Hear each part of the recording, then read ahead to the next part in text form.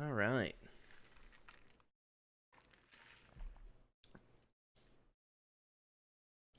Why does it say I got 0 followers? What the hell?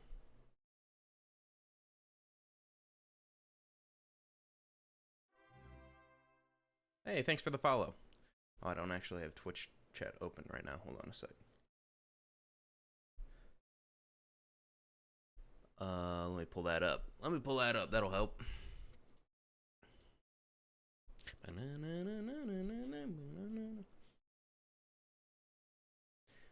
Pop out chat. There we go. Hey, Xmas, how's it going? How goes it, man? All right. So we're working on the new version. I'm just trying to decide how much I want to add to it. There's a lot of fixes. Oh, hello, cat. Look, there's a cat right here. Can you guys see? Didn't realize he was there. Yo, do you think we gonna get a replays thingy anytime soon? What do you mean by replays thingy? What do you mean by that? Like a replays HUD or like actual replays?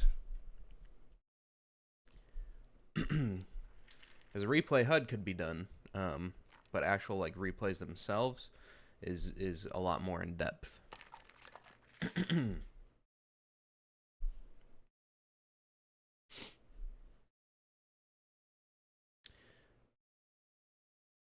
Or CS2 where we can replay. Like, you mean like the actual replays themselves, like being able to show the game, like what happened before in the game. That's not going to happen anytime soon with OpenHud, because if that's what you're asking for, no, it's all good. It's all good. It's very complicated to do replays, because one, to do a replay, you have to have whoever runs the server. So if it's like Faceit, right? Or if you run the server yourself, you have to set up 2 different Go TVs for it. And one of them has to be on like a 7-second delay or something. If you wanted to do replays like that. Other than that, and then obviously if you had a 7-second delay, you have a replay person specifically. Other than that, I mean, you can use OBS's replay system, and you can just I think you can use theirs, and then it'll save into a directory, and then you can use VLC to like run videos in that directory, something like that. But in terms of like what OpenHud can do for replays, not really. Not really something, at least I have the power to do, or the knowledge to do right now. I was wondering if webcams are going to be added soon. I won't say soon, but eventually they will be. I know someone had worked on a version of OpenHud with cams using like Voodoo Ninja. And so that's something I was going to look into. There's a lot I want to add to it. Really. Cameras are up there, but as of right now, I need to get this one version right now functional, because I rewrote the entire API to make it compatible with Lexograin HUDs. So I've been getting pretty close on getting that to work, but it required me to rewrite the entire API, rewrite the like how the database is structured, and all that good stuff. So, long story short, they will be added eventually, but probably not anytime soon unless I entirely steal all the code from whoever made that one version, which I have to go back and find because a lot of people ask about cameras.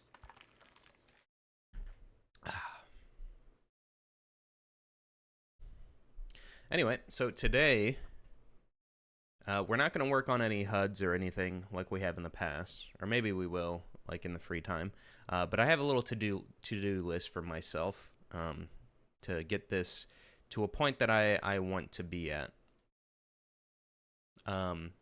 So right now, one problem I'm having is so to allow for local file uploads like this one, we have to. I'm using Molter.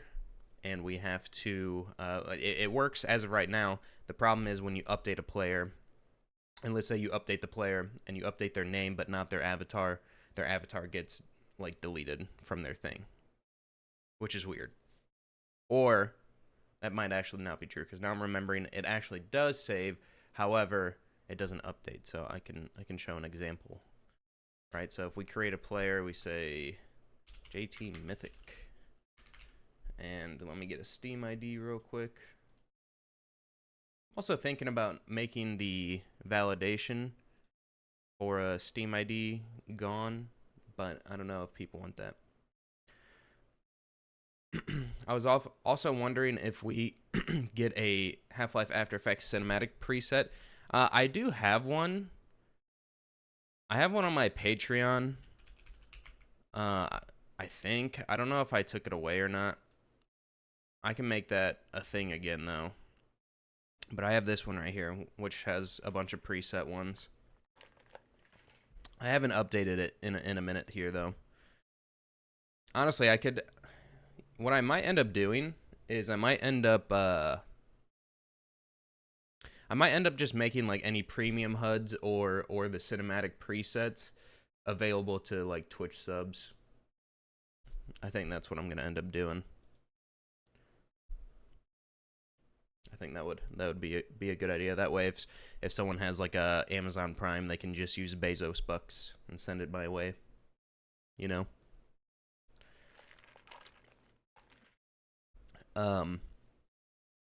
But if you're saying like I don't have anything HL or Half-Life After Effects like embedded in OpenHud yet, which will be something eventually we look into. Hey, thanks for the follow, Shadow Killer. Appreciate you. Anyway, let's go back to what I was doing before. So let's go Steam ID Finder. Let's just go find a random one. Type in my custom URL. Get my Steam ID. And we post it in. And we say, hey, this is me right here. We'll say that I'm Darty.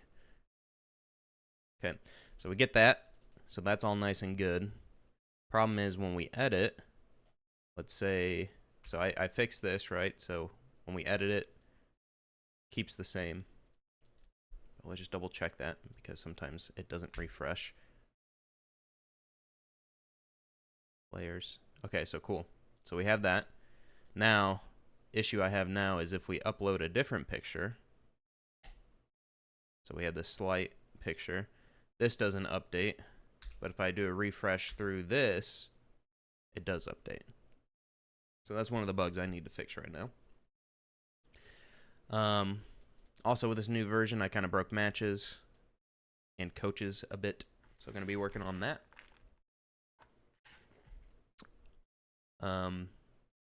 We can get this one out of the way. Set image sizes for tables. That one, that one will be an easy one. So let's cross some things off the list early. How about that? Always start with the easiest. Software development. This is what I've learned in my classes. You always start with the easy stuff. Always start with the easy stuff. So, with that being said, let's do that. And let's set some image sizes. I thought I had image sizes on them. I do have image sizes on them.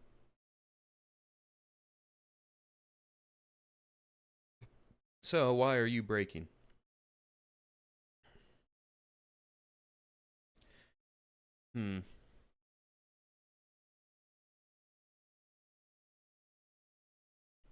Let's see.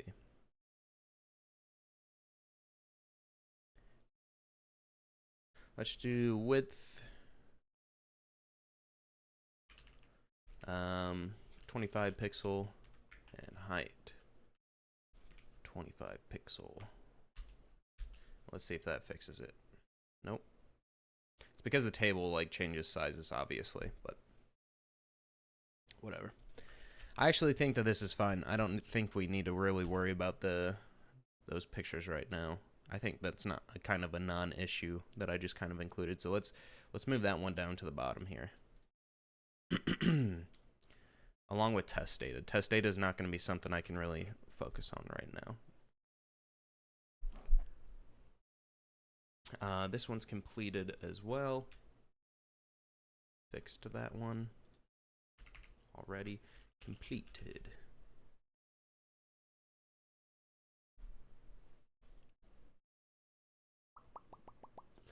Coaches aren't working as of right now for my version. Separation of concerns. I don't know if I want to do that yet. Update documentation. Move to SCSS instead of Tailwind. Might do that. Update API repo with complete API code. Fix the theme related errors. Models may not be needed as we're using types already instead.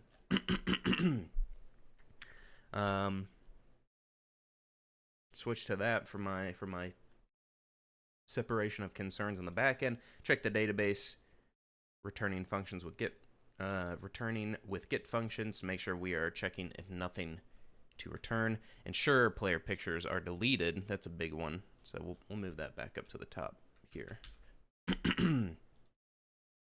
And then dashboard option. I think this is a big one. I think this one will be like easy to add. And very useful for people, because right now you have to like get their IDs through whatever means, and it's really annoying. So if you can just like add them in mid-match, that would be sick. Add and remove like Steam or like coaches and players. I think that would be nice. So we'll start on these for now. These are the important ones. And let's see. Let's try to figure out why this would be happening. And we can obviously see that if we go, that's not where I want to be, run. So if we find the database file, which is in %appdata%, go OpenHud database, post that. Also, if you're wondering what I'm about to use, it's an extension to edit the database. Which one is it? Installed. I want to see installed. Don't show me these. Which one? SQLite 3 editor. And that'll let you see like what's in your database stuff.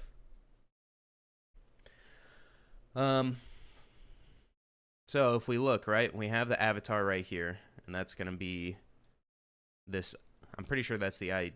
No, that's not the ID of the player. I wonder where that comes from. Anyway, this is on auto refresh. So we'll see right here from that, if we change the avatar to a different picture, submit, it changes here, but it does not change here. And it should be refreshing whenever we do it. So to me, that tells me it's like, hey, we need to fetch the players again whenever we make that update request. So I have one in the use context, and it is fetch. Wait, no, this is the wrong. We don't want to be in teams right now. We're working on players. players, players context, no, player form. We'll go ahead and grab this fetch players function. And it's like whenever we're done updating, it should automatically be doing this anyway. Because, let's see here. How's it updating now? Because right now, if we update that, right, that name gets updated.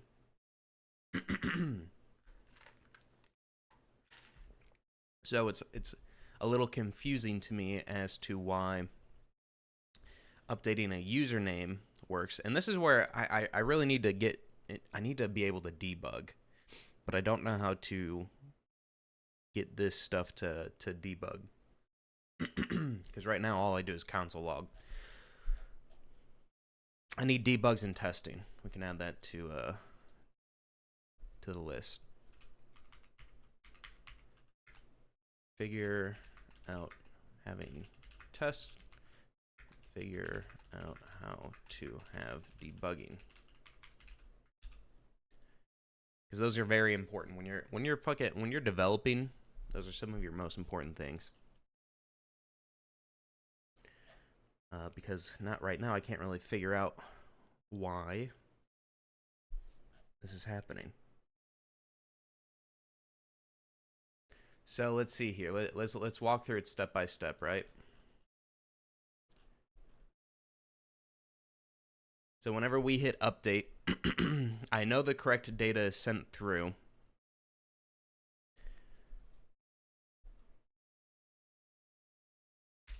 Let's do it again. So players, edit, upload, slight, and submit. We get no errors. We can actually probably check the network, see what's going on there for whenever we submit. Let's change it to fruit cup, submit. Here we go. So we get a 200 request, or 200 response.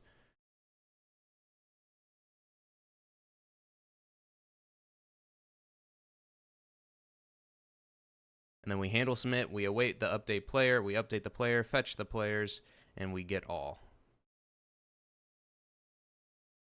So that means that's happening in this context. Or maybe it's the use players thing. So when we update the player, we set the loading to true, we await this, we fetch the players, we set the selected player to null, and we set it to is loading false. So fetch players is already happening, so we don't actually need to import that into here, which makes sense. That's why I was slightly confused on why this is happening.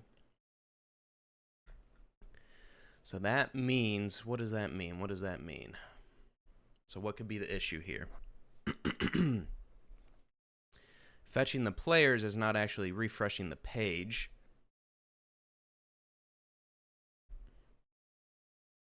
We can ask our good friend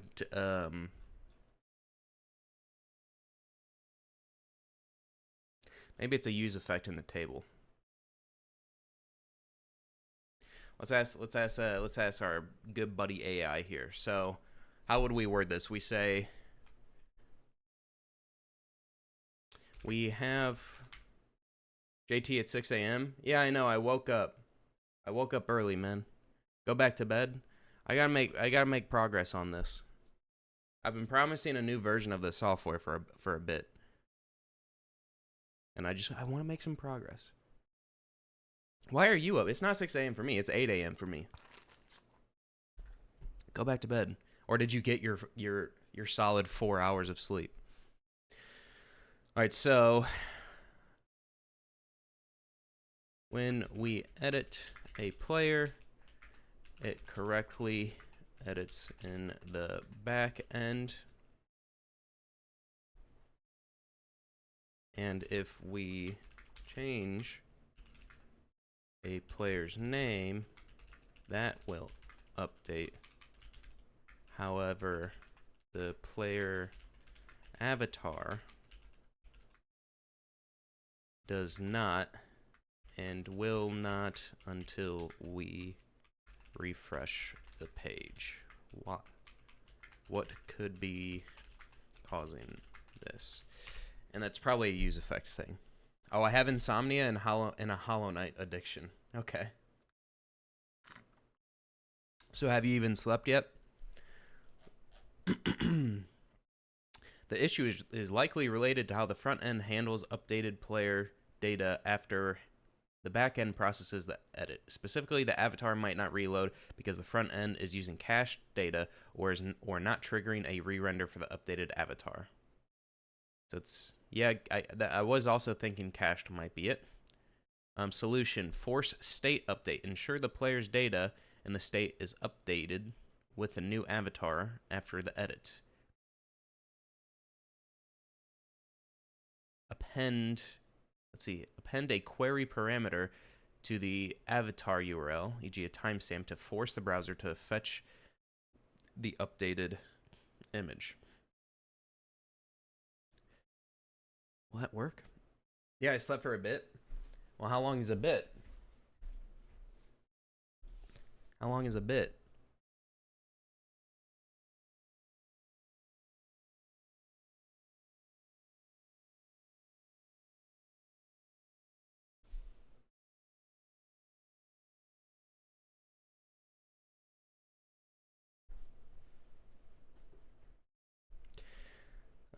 Let's see. Okay.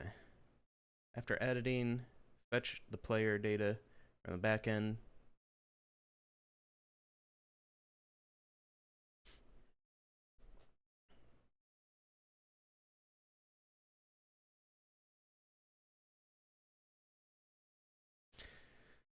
Would you like me to implement one of these solutions? So, we do fetch. Fetch. How do I say this? Like 5 hours, so not bad. I probably didn't get much more than you, to be honest. I just couldn't fall asleep. I don't sleep very well these days for some reason. Verify the component displaying the avatar is re-rendering when the player's data changes. We have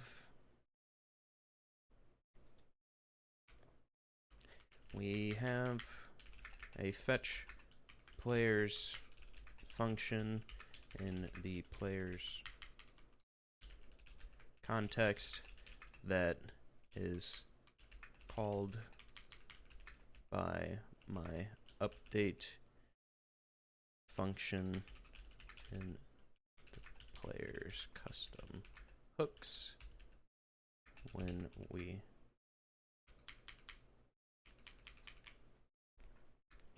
which should be updating the all the players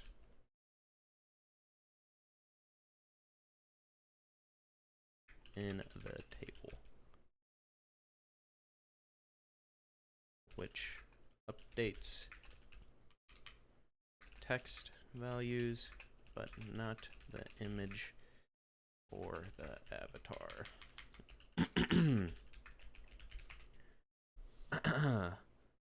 It's all that code going around in your head. It is slightly. It is slightly. Hello, I want to learn mobile application. Which language should I learn? I don't have a Mac. That's a good question. I think is Flutter the mobile app development that does both Flutter code? I think it's Flutter. What is Flutter? Flutter is an open source UI software development kit from Google that allows developers to build natively compiled applications for mobile, web, desktop, and embedded devices from a single code base written in the Dart programming language. I think Flutter is the good one. I think React has React has a native, but I don't know if that's for mobile. React for mobile development. I liked React. I know a lot of people don't actually use it for like mobile development. React is used for mobile development primarily through React Native. Yeah, so you could do if you like JavaScript and stuff like that, you could try React Native. I personally I don't have a lot of experience with mobile apps. I will say it seems like a lot of them are some sort of version of a web app anyway, but I couldn't really tell you as I don't have much experience with like specifically mobile apps. At my work, I do work on a app which is considered a web app, um, which is used on like little TC. They're kind of like mobile phones, but um, uh, they're little TC Zebra devices. And what we do is we just have a web app, which is basically just a website that is used by that thing. Flutter's more performant than React Native. Yeah, I like I said, I don't really know much about it, but I'm pretty sure that React Native is not like super widely used in mobile development, and I'm pretty sure Flutter is because it can be used both for Android and iOS.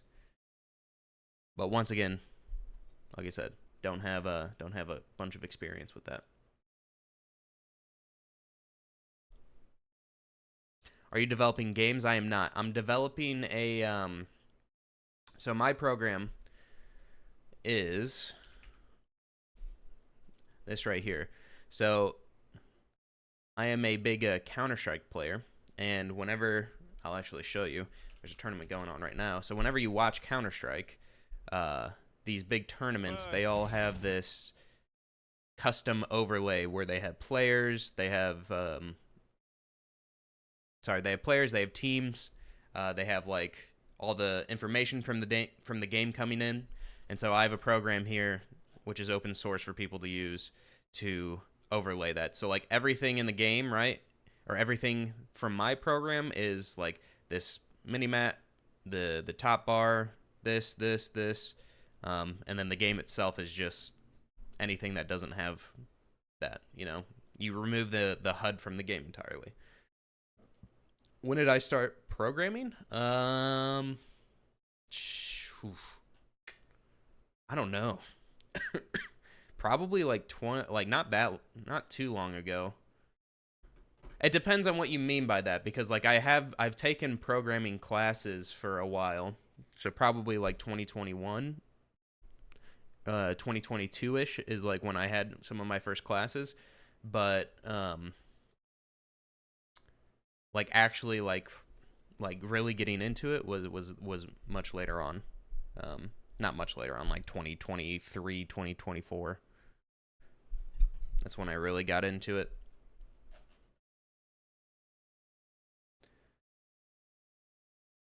All right, so what is this saying? So the component renders a table of players, and the players row component handles the rendering of individual rows, including the avatar image. The avatar image is determined by the avatar property.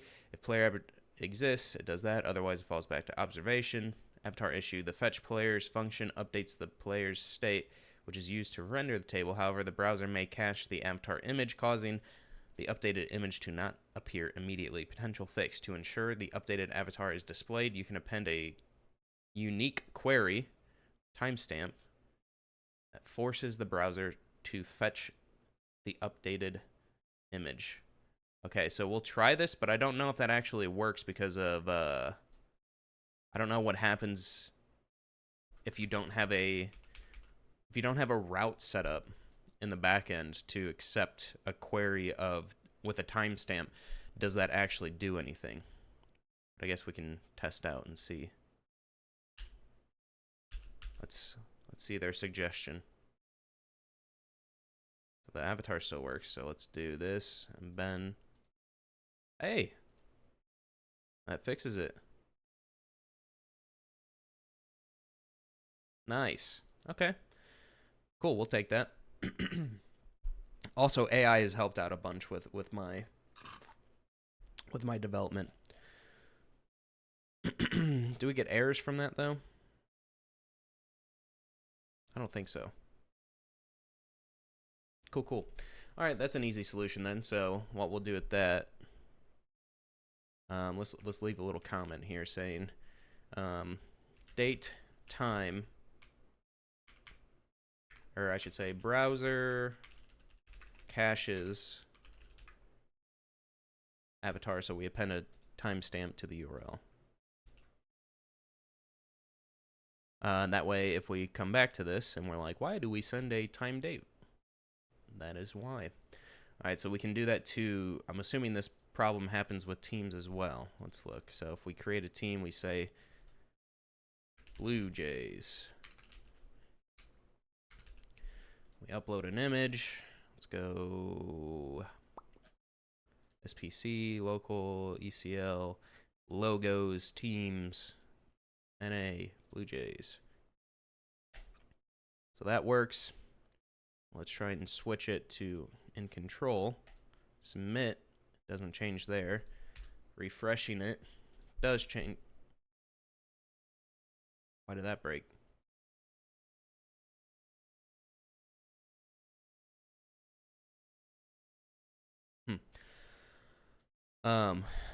Anyway, it's having the same issue though. So let's go back. Teams, table, change that to exactly. Cool. You know, sometimes AI is very helpful, but only sometimes. Submit.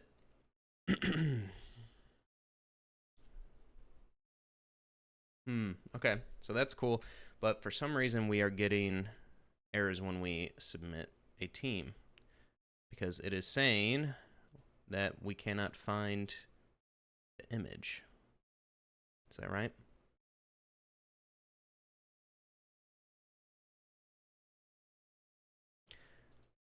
Let's see, uploaded. So let's go team logos. Oh, we got a bunch of fucking team logos in here.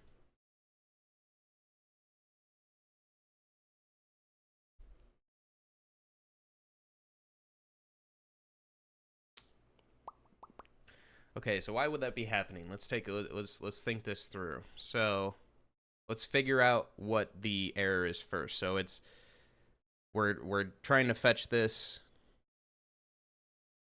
We're throwing a query at the end of it. That's right. That's fine.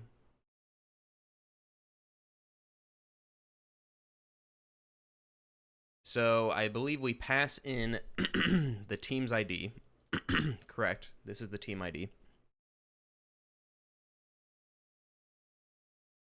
Which should return us. So we say we pass in the team ID, not found. Now, why would that be? Why would that be?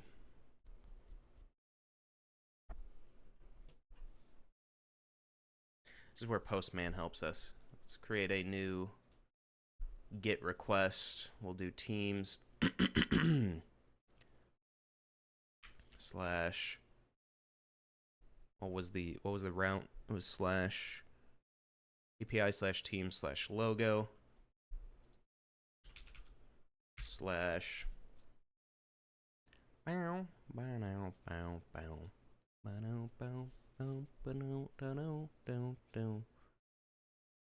Let's see. But you don't have an ID. Oh, this is wrong one. Oopsie. Haha. Right, this one has an ID. Okay, so this is the team ID. So let's go ahead and send that. So we get a 404 not found, so it does work. Let's go back to the database. Let's go player or teams. And they don't have a logo. They don't have a logo. So that means when you update it, let's see what the update logic is in the back end. So we go teams, routes. So we have the same update handler. Oh, you know what it is? I don't have that logic that I have from the players. That's what it is. So I forgot I added logic to the players controller, which checks for this. So if there is a file, and there's a file name, then we're going to use that as the avatar. If not, we're using the one that's already in there. So this is the logic that we're missing here, which means we don't need that. And we can do... Go back to the controller for the teams. Just paste this here so that we can see what's going on.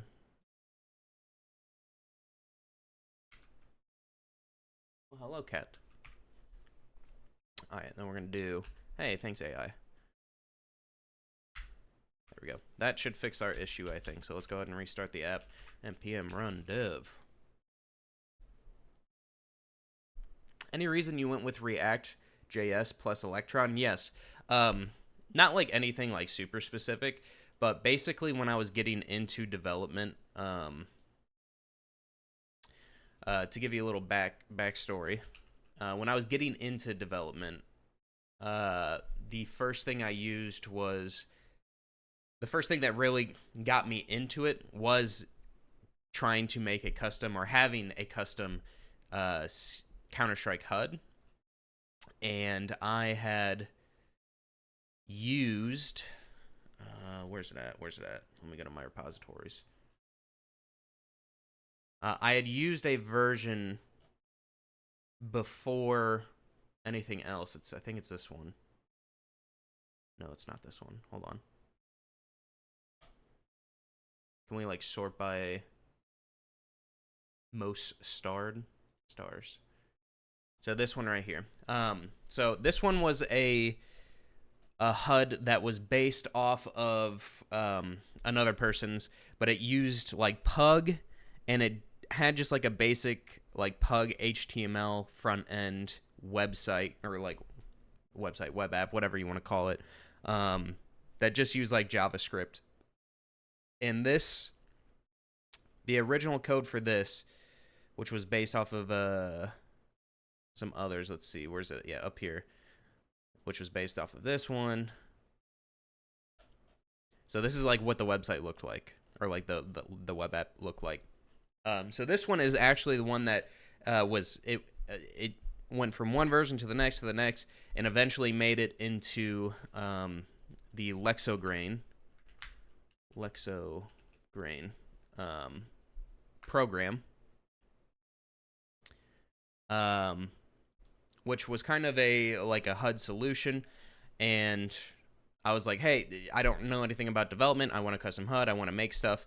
I'm really making a long story here, a short story long, I should say. But that program turned into this, and this program started using React. Excuse me, I'm stuffed up right now.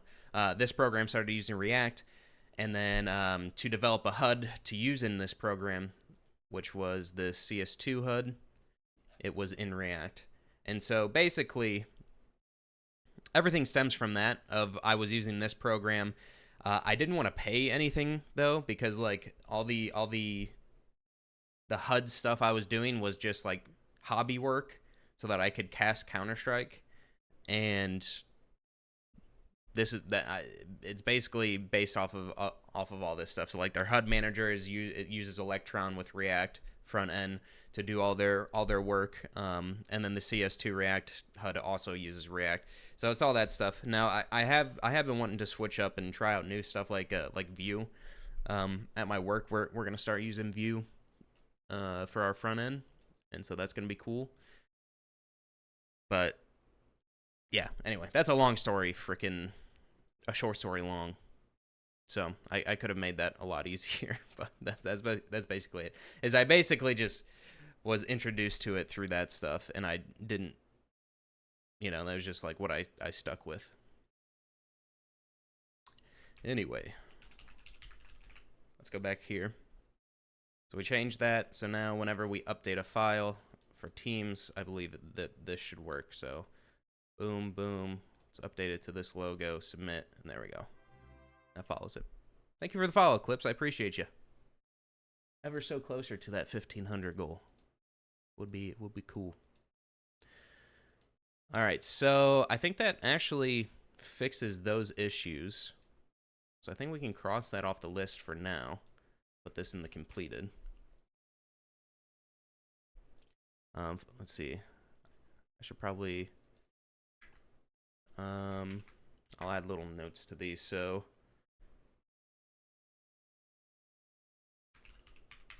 fixed. Added. I just like doing this. So if you're ever programming, right? One of the best things you can do is just to keep notes.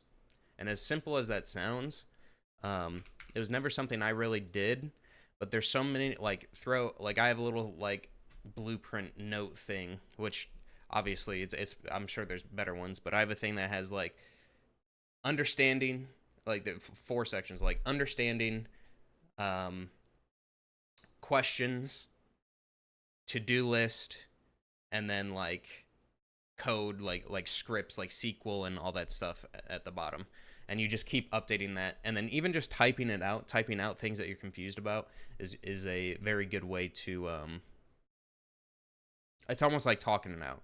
I mean, that's like one of the main things about programming is being able to just talk it out to yourself, and you fix a lot of the logic. Added timestamp query to get to, let's say, refresh cached images. Okay.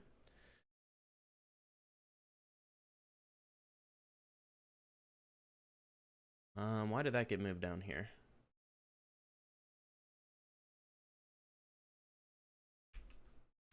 I didn't mean to move that down here. These are the next ones we want to work on.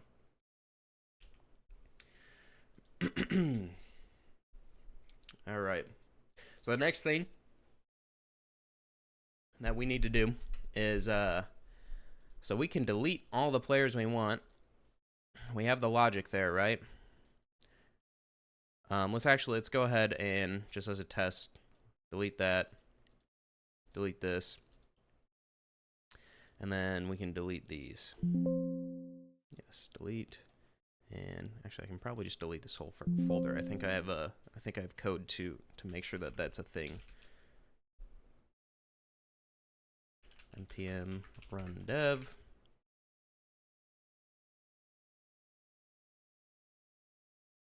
Okay, cool. So the next problem is that when you create a player, so let's create it again, JT Mythic. Let's just add a random Steam ID. I know it's going to tell me. The 17, 3, 6, 9, 12, 13, 14, 15, 16, 17. Okay, so if we add a player, no avatar right now, so let me do that. I'll just throw a team logo on there for now. So we have that, and so we have this image. Problem is now, when we delete a player, that image stays. So let's go take a look over at Google. We could ask AI. Probably will end up doing that. We'll say, Molter, how to find and delete image. How do we want to say that? Using Molter, how do I delete the previous image file stored after a user uploaded another image? So I'm a newbie trying to learn Node.js. I've been trying to resolve these issues. npm called Molter. Can't seem to write the right code to delete the user image or overwrite. So let's see what his code is. So I think I understand that. So we have his public directory. We have his storage, his upload. And then he has a file filter. And it looks like it. So if it's not the original name, return, please upload an image. Hey, FiFlow, how's it going? And then when he does a update request, and he has the middleware for uploading the image, update, allow updates, allowed updates. Ooh, that's interesting. Is valid. So if it's not valid, it says invalid update. Try. Does a post? Wait, post, find one. So we find his person. If no post, return. Could not find your post. File system unlink. Okay, anyway.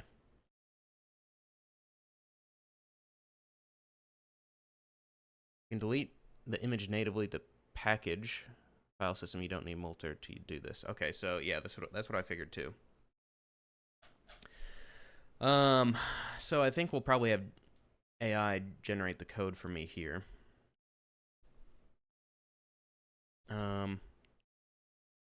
So let's see, how do we want to prompt this? So we'll say we correctly update and let's say create and update players' avatars. But now I need to implement logic to delete old avatars when updated and current avatar when a player is deleted. So let's see what it says. GPT-5 good. I haven't used it a lot. If you're saying it is good, I haven't used it a lot personally. I use a lot of Gemini because my work pays for that, and it's the only one I can use at work.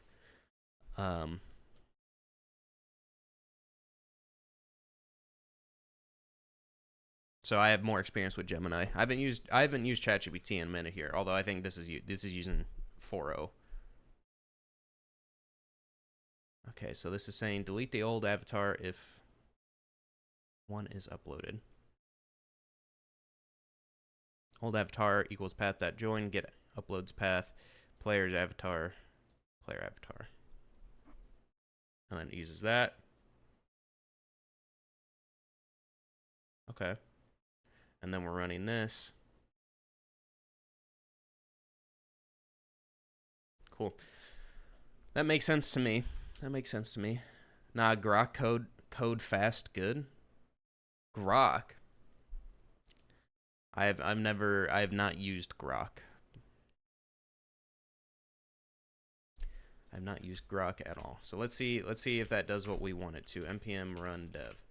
Because it looks like it does. So it's using that get uploads path function that I already have implemented, and then it's saying this is the avatar path of the avatar if it exists. What is the sync though? Returns true if it exists, false otherwise, and then we're saying unlink. Unlink sync. What does that mean though? What does unlink sync mean? All right, let's try it out.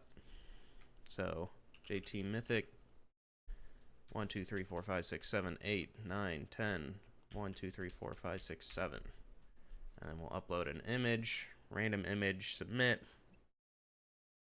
So now when we go here, we have that image right there. Let's go ahead and change it. Boss, submit. Hey, nice. Okay, so that does work. Should this logic be in the controller or in the business logic?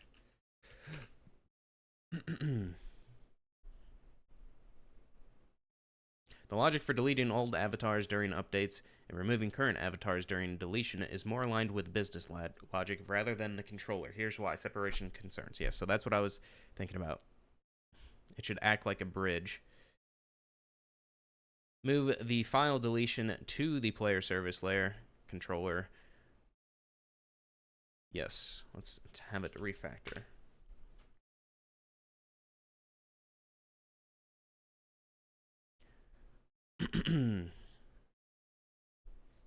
Yeah, I'm using version 4.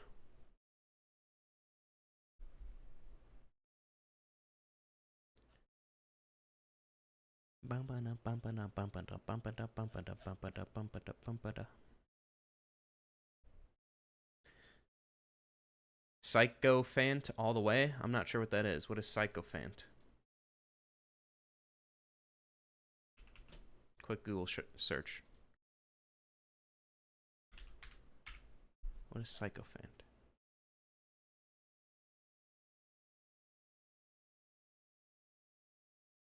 Cleaning of wealth, power, or influence. Is that what you're talking about? Or is this a programming thing? Keep. Let's do path. Look up Psychofan OpenAI. Okay.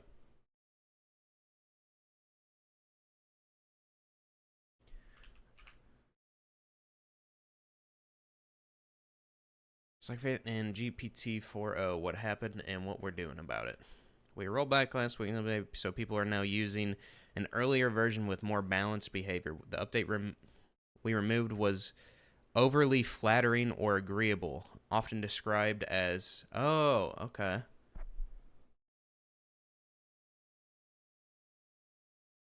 Interesting. We are actively testing. Here, let me zoom in. We are actively testing new fixes to address the issue. We're revising how we collect and incorporate feedback to heavily weight long-term user satisfaction, and we're introducing more personalization features, giving users greater control over how ChatGPT behaves. We want to explain what happened, why it matters, and how we're addressing it. It's more in the ChatGPT UI. This is kind of interesting. So, I mean, from just the summary, it seems like 4.0 just tends to agree with you a lot.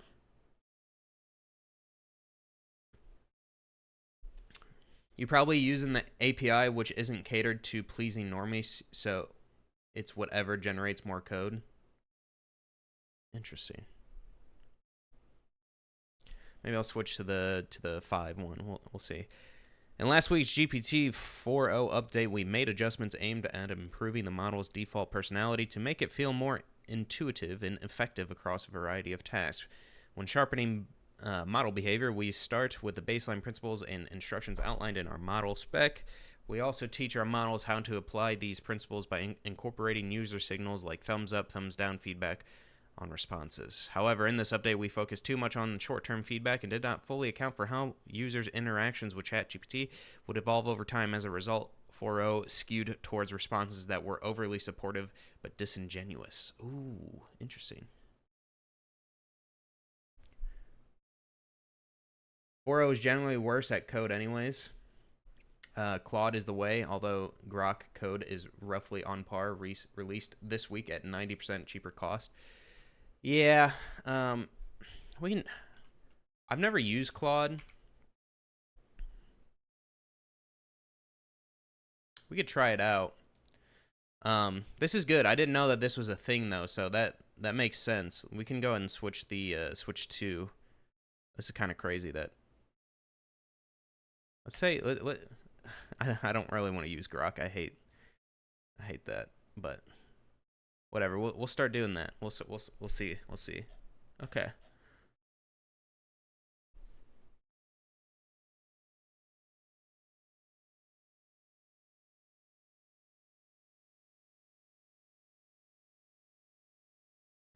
Let's see. So what does this want us to do?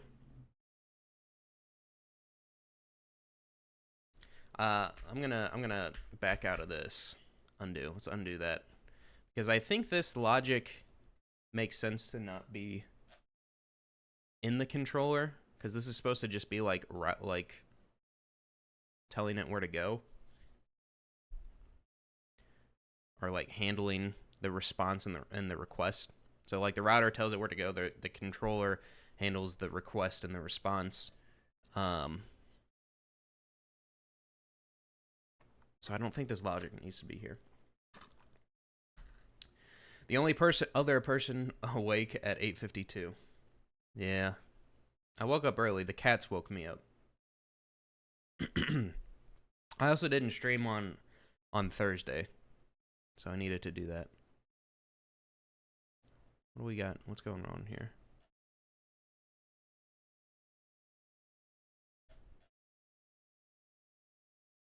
Okay, so we'll need to look at that in a second.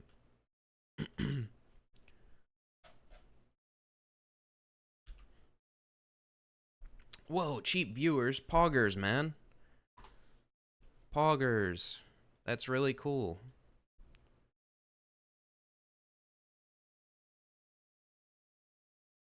Can we, deny? I don't know if you guys saw this, can see that. How do I do the frickin'... How do I do it? So cheap, bro. Guys, do you want to go to Streamboo and get viewers? Why don't I thought you could do. All right. /ban TV Sumer. What's the reason? Smelly. There you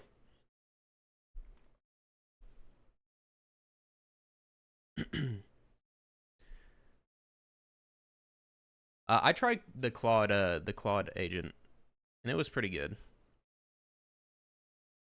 Smelly feeder, you know, I think it's just more of a general musk, you know, just general musk.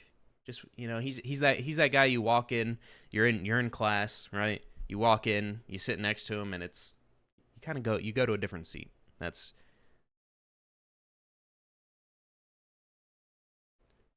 Elon Musk is generally probably a stinky guy. I wouldn't doubt it. Okay, so let's see. So it added these functions, which I think is actually working out. So let's confirm that real quick. I'm looking over here on the left. So we have the player avatars. So if we delete me, it deletes that. Cool. So that logic's there. He's a Goonbot creator.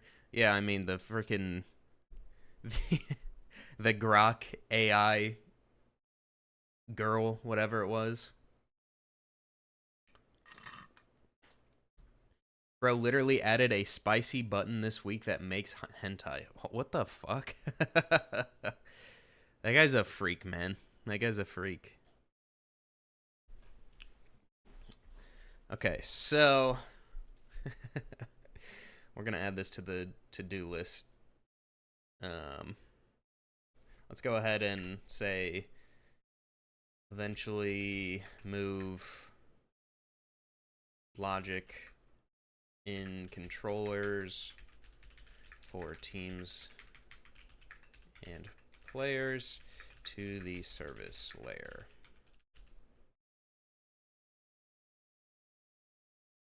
So we'll say that. And I think we can let me before I do that, let's go do this to these ones too. So let's go ahead and move this like that. And we'll go ahead and hit it with a pop.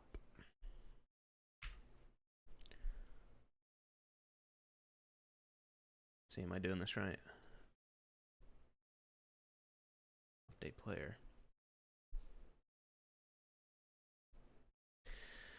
All right, let's see. What's the directory I have for the team logos? Team underscore logos, and then we're gonna say old logo path, logo, sure. Thanks, guys. Appreciate it. Logo, team.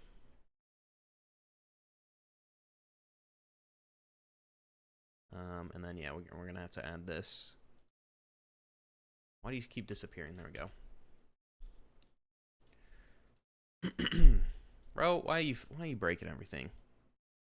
What were you saying? This should be fine. So we're saying if there is a file in the request with a file name and their team has a logo, then the constant old logo is the path.join. We go to the uploads path, we get the team logo, and we find the one that matches this, and then we pass that into if it exists. We're going to unlink it, so we're going to delete it. So that should be fine. And then we got to do the same for the avatars down here.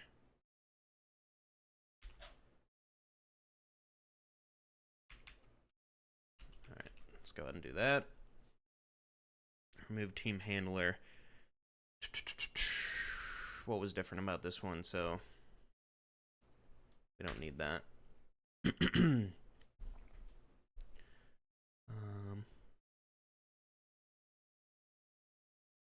Oh, this needs to be moved down here.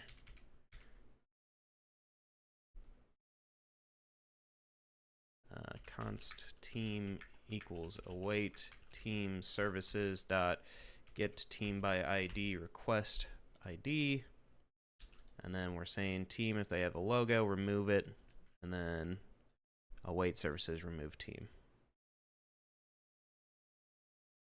What does this tell me to do? Oh, I see. I had player in there. That should be good, though. Hey, mister, how's it going, brother?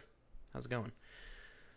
Did you play with its image generation model? No, I don't mess with those because the AI image generation can be cool. Well, I've done it for like small things, but those things are so fucking energy intensive, bro. They like I don't need to use them. We'll just put it that way. Those motherfuckers build in like nuclear power plants to fucking run these AIs that do all that shit. And I ain't about that. I ain't about that. Okay, so let's go ahead and see if this one worked too. Mister, I think we're actually making some progress on the program, not just a HUD today. So test. If I can spell test team. Hello. Upload image. Upload that. Submit. So we get an image there. Let's go ahead and let's see if we change it. If that works. Yep, we change it, but it doesn't delete it. Oh, I didn't restart. That's why. Clear. npm run dev. I have a little to-do list that I'm trying to get through for this version, for the next version of the app.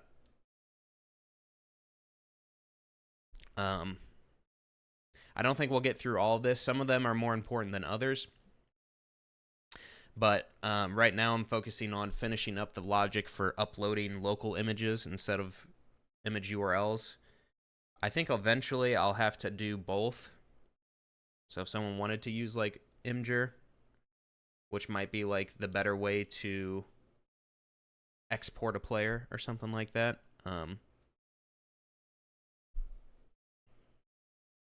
Oh, actually, you know what? How Lexagraden probably does it is they, with their cloud service, they probably, let's see, how would they do that? Is that a thing that they would do? No, I don't know. In my head, so my thought process right now is I'm thinking that Lexagraden probably has those the pictures, because like how do you export a player like CSV to bring it into another program and retain the image without it being an image URL? And I just don't know if you can do that. Hey, Sorta Ja. Did I get that right? Sorta Ja? Sorta Ha? Something like that. Welcome, welcome, welcome. But that's not something I need to worry about right now. I just need to actually get the functionality there, which I think we're pretty close. Let's go ahead and delete these images. Actually, do I have teams? Let's delete the team. So that one worked. And then we're going to create a team, test, do lag, submit. Okay, so that makes that image over on the left. We change the logo and submit it. Deletes that, puts the new one in, and if we delete that one, it is removed. Cool. Just tested. It's an XLSX file. Isn't that just yeah, that's just Excel, right?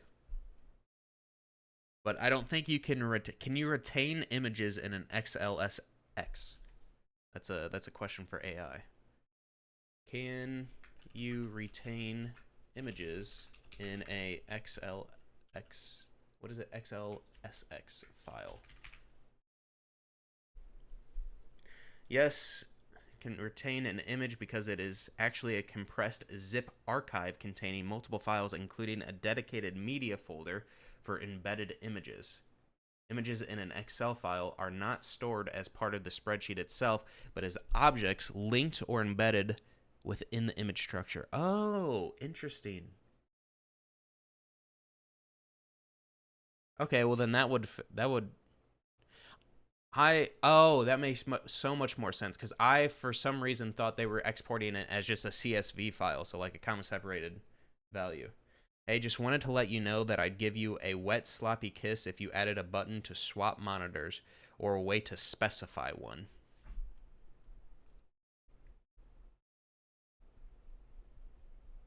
How would I do that? I would appreciate the wet sloppy kiss, but how would I do that? That would be, how would you swap the monitors without making it, like, you can make it movable maybe, but I don't think that really works as we would want it to.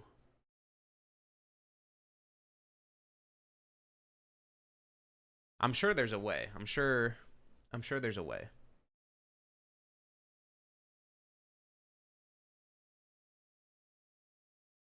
I can try and look into that eventually. I can let me add that to my list. We're gonna add it to the not as important ones, but just because I need to get this other stuff done. Functionality to swap slash choose which monitor overlay appears on. I'm pretty sure right now it uses your primary, if I'm not mistaken, or whichever side the program's on. I'm not. I'm actually not sure on how it picks which one to use. I use Linux and have an issue with it opening on the wrong monitor, sadly. Oh, well, there's your problem. You're using Linux, brother. Listen, I love Linux, but I don't think, you might be the only person using Linux. That's probably not true. But you're one of the only people using Linux with OpenHud. That's all I'm saying. What makes you use Linux for it? I can probably guess the reasons, but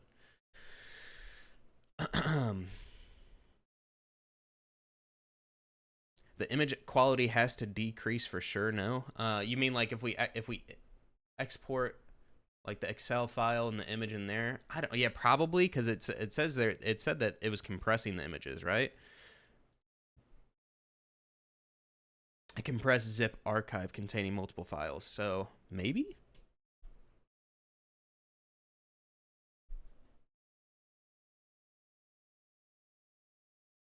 No matter what I did, settings, program, whatever, it opened on the same monitor. Well, does Linux? I don't have a amazing knowledge of Linux. Does Linux have an option to choose which monitor is your primary monitor?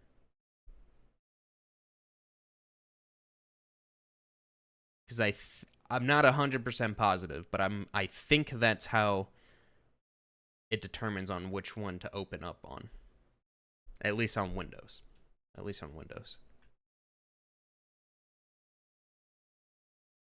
Okay, so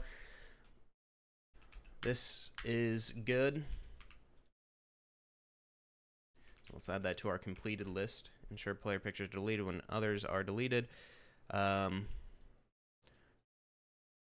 go ahead and we'll move these to like cleanup. I think having a different section for this stuff. So like the more important stuff is near the top. Coaches is separation of concerns. Move it as CSS. No, we're not going to do that. These don't need to be figured out as of right now. Jeez, what are we doing with this music, bro?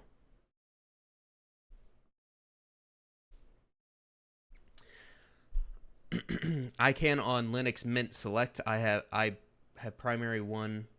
Haven't tried using. Sorry, let me read that again.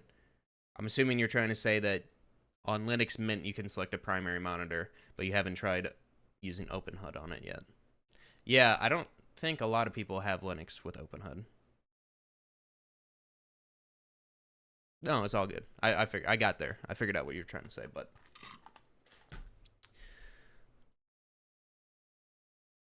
okay. And then let me say for this, so it's completed. So our solution to it is we added logic to controller to use FS. We added logic to controller using FS to find and delete old images. Cool. All right, so let's see. Match card is probably the most important one now. So with that being done, like I'm pretty sure that this um, is pretty much like 90% of the way there. If I finish the match card, then this is something that we could probably start using somewhat soon. So M80. Oh, geez. Okay, we're going to go to the next song. I don't need all that. I don't need all that. Okay, so we'll do a little test here. So we have M80, we have Blue Jays. Images are uploaded. Let me delete this player picture because there's no players currently. What is OpenHud? OpenHud is a program for tournaments ran in Counter-Strike. I'll give you a visual overlay. Counter-Strike tournaments to basically manage players, teams, and all that stuff, and have this like overlay with like where we can do match vetoes. We have player pictures, like health, all that stuff. Basically, you turn off the in-game HUD and you have a custom overlay on top of it. Yeah, it's for streaming purposes. It's for tournaments. I showed this earlier. It's for tournaments like this one, where let me go to see how they have their setup. So like for them, they have player pictures as the overlay. They have match, and they have all the players and all that stuff. What tech stack are we using? So we have everything is ran locally right now. It has a React front end with a Electron Node.js backend, SQLite database.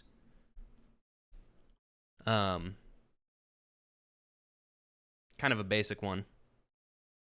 Hey Les, how's it going? I have been thinking about moving to Vue to try that out, to try and learn it. Are you near finishing? So actually, we're just working on a new version of it right now. There is a working release right here. We've had a couple releases. So I'm just updating, like for example, before in the old updates, there was not local file uploading. There was just like you had to for like images, you had to like upload an image to like Imgur or something like that and use that as the image location. So what we've been adding is like these upload locally. I'm building this app for people who love to go to the cinema, can find other people to go with. What do you think about that idea? That could be pretty good. It's hard to get like apps out there, you know what I mean? But I think that that's a pretty decent idea. I think that it might be sort of a niche audience that you're targeting, but I mean, so is mine, so you know. And even, I mean, not to say that it won't work out, but whatever you develop, you're going to learn while you're doing it. So that's literally the reason I started. I didn't really expect many people to use OpenHud, but I was using it as more of a learning experience thing. So if you're also treating it like that, you know, there's no downside there. All right, what was I doing before? I was going to look at what match card.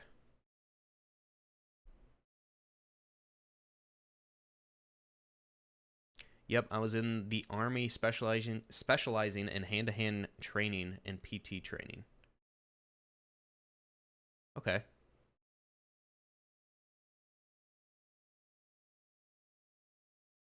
Oh, okay. I see what you were saying. Sorry, that threw me off. I thought you just like came in here like just saying that, but I understand. I understand where you're going with that. But yeah, like something like niche specializing, can be pretty good. Yeah, movie enthusiast is my target niche. Yeah, so that, I mean, that would be awesome. I'm sure people that are like really like movie enthusiasts, as you're saying, would love to go and like critique or whatever a movie with some like-minded people that are like really into it, you know.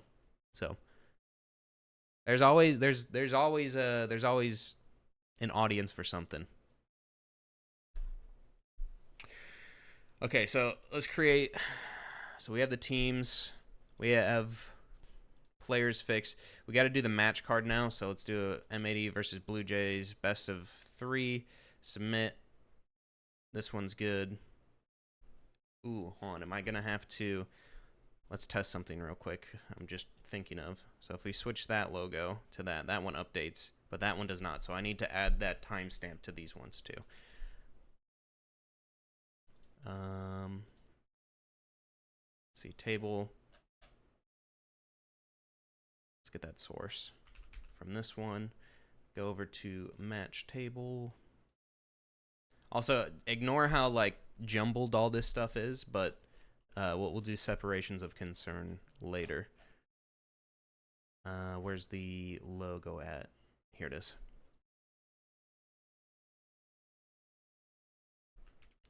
Let's do that. Yeah, that's what we want. Thank you, AI. And then we will copy that down to... Oh, AI wants to do it for me. Thank you. Dude, I'm so hungry. I just woke up and wanted to stream, so I just threw it on. Thanks, really appreciate the input. Have a fabulous day. You too, man. Good luck with your app. I hope it goes well for you. Hope it goes well. All right, so that should fix that issue. Because the images were getting cached, which was the problem I was having before. Now, I can show you the next one we were focusing on. So let's switch this back to Blue Jays. Doesn't really matter. So we have this updated. So problem is, we hit play. This pops up, which is what we want. But when we stop it, oh, why does that go? Oh, never mind. I switched it. That's why. The match does stop, but this does not go away. So we need to figure that out. Let's close all these. We don't need any of that stuff. We don't need that. Let's go ahead and open up card, page, and table.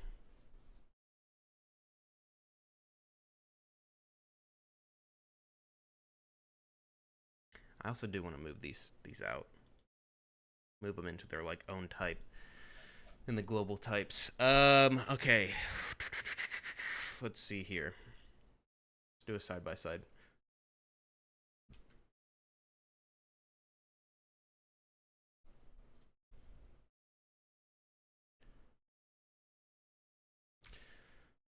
Actually, that's a little too close for me. Okay, so let's see the logic here. So the logic should be that, and we might have to switch up the match context here, and move like basically all this stuff to the back or to the context.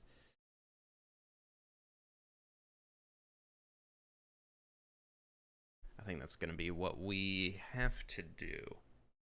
No, actually, no. The match card scope should just be one. It should just be one thing. So, how do we want to do this? So, if we have a current match and that's what's being displayed, and we're getting that current match from use matches, and we're saying handle edit match in here, and we're passing the handle edit match into the table and into the match card, or no, not the match card. So if we handle stop match,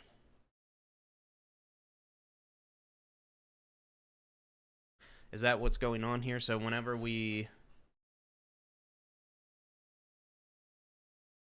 let's see here.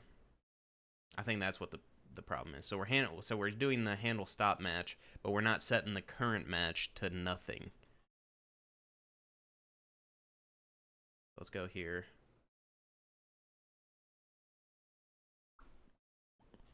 And handle stop match is in here, so we can change logic in here to say try to set the current match. Let's see. So we're saying set the current match with that match ID to false, and then we're fetching the matches, and we're saying that there should not be a current match. So I think this will actually do it. So set current match to null. And then we're going to do set current match to await get matches by ID. Sure. Yeah, that makes sense to me. Does that make sense though? Let's see.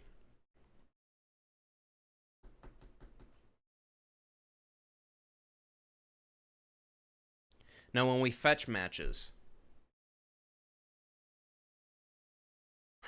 Why is that doing that? Well, let's see if these changes do anything first off. So we do that, and then we do that. So that fixes that. That does not update this action. Does it? No, it does.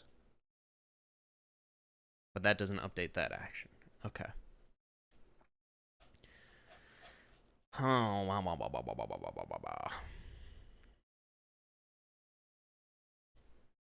I don't like that we have to await that. Because it should be doing that automatically. Actually, I don't think we need that. So we start a match, and that's going to... Starting a match, we go and we set the current match to this match ID saying it's true. All right, this is...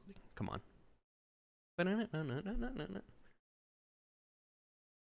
we're setting the current match, and then we're fetching the matches, and fetching the matches is doing this. So we fetch the match, we set is loading true, we set constant matches await get all, if matches, we set the matches for that, and then we have filtered matches as well, even though we don't really need those.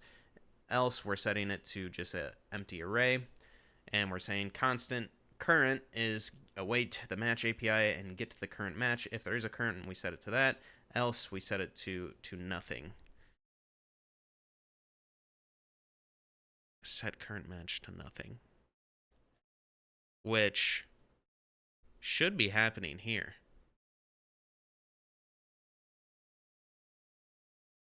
Because if we're setting the current match to false,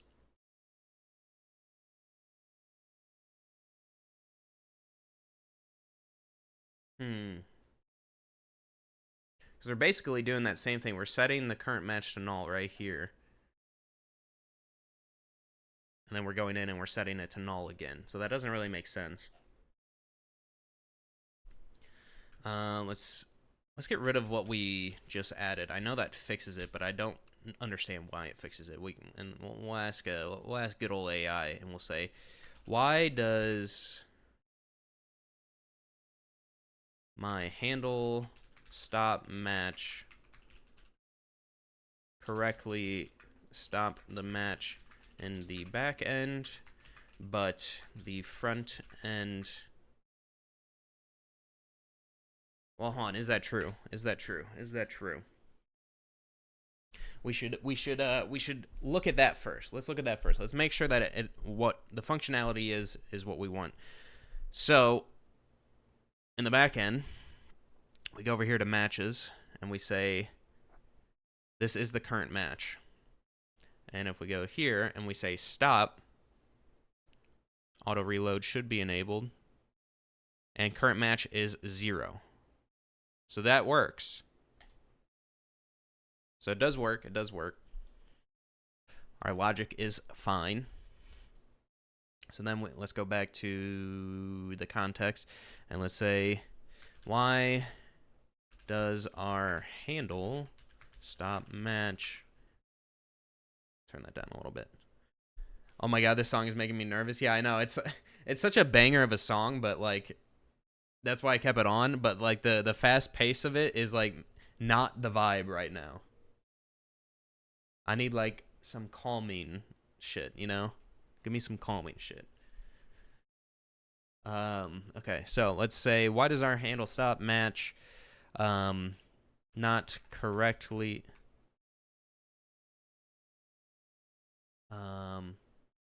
correctly, how do I word this? Because we are fetching it and we're, oh man, our fetch matches. We get current. Let's go ahead and console log this. Let's make sure that we're saying current match is actually a thing. So we got to restart the app. Clear npm run dev. Yeah, this song is a little more my style right now. So whenever we start a match, that's fine.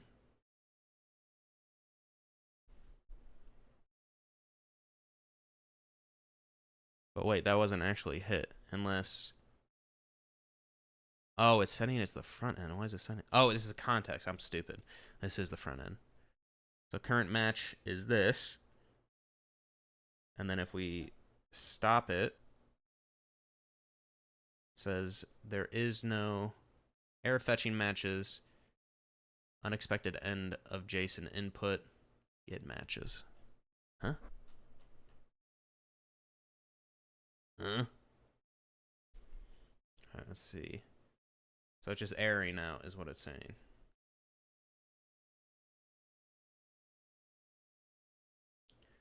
Are we getting a 404?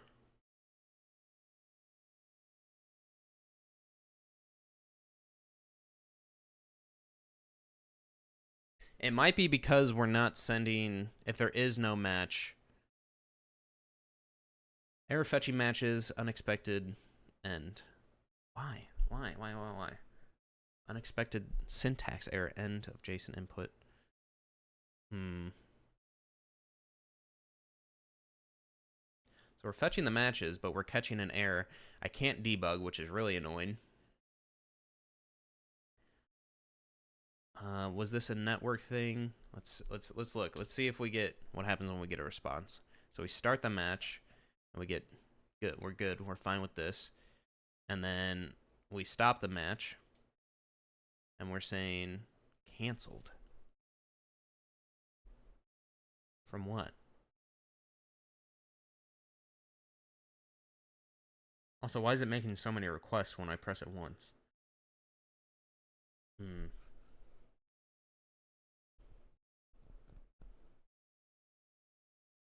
This is interesting.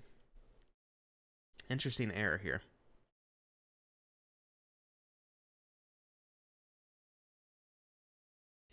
So this is looking for logos.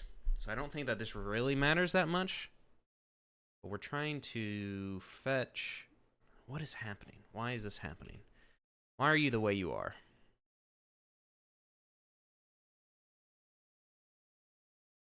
Settings, yeah, we don't need that. We don't need that. So these errors are fine.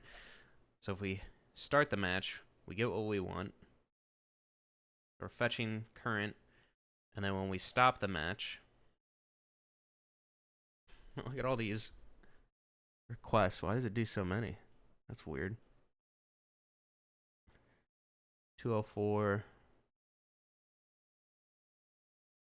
No content. Okay.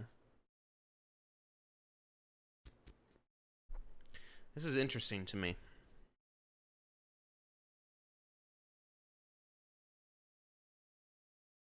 Because we don't get any errors back like this, but let's check the... So this one gives us current match back. Why is this being ran 4 times? No, more than 4. What the heck? 1, 2, 3, 4, 5, 6, 7, 8. Why is there 8 responses? Is that because it's being loaded 8 times somehow? Is there a loop somewhere? No, there can't be a loop. For matches? For the matches context? Matches context is used in what? The table, the... Weird. And then if we do that, we get unexpected error. Okay. Unexpected end of JSON input. I wish it gave me more about this.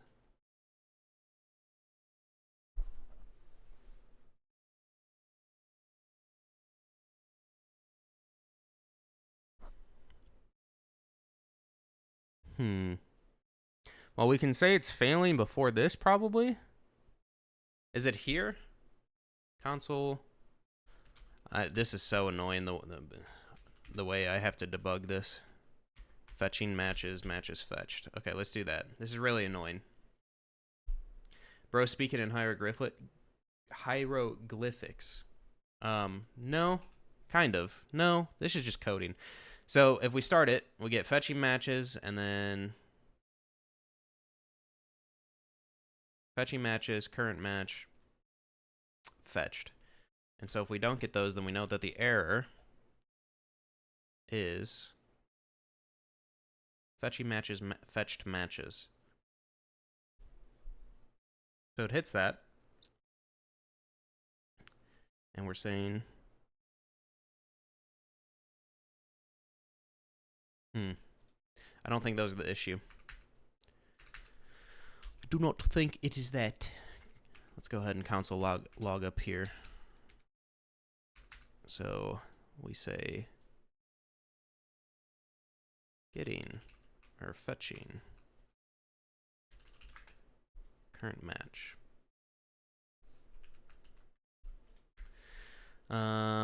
Refresh. I don't think it's that. So fetching current match, and then it fails. So it is because of this current match thing. Is this because of what? So is this because we're getting a... It's probably a backend issue. We're going to matches, controller, and we're saying...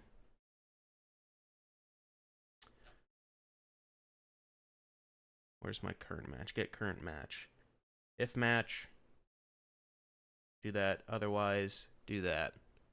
And it's a 204, which is what we're getting. It's a 204. And then that is happening, right? Because...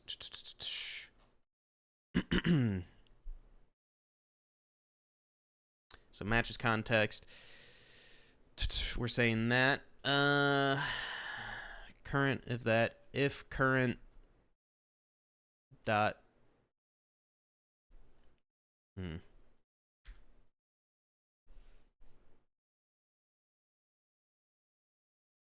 It's a promise of a match.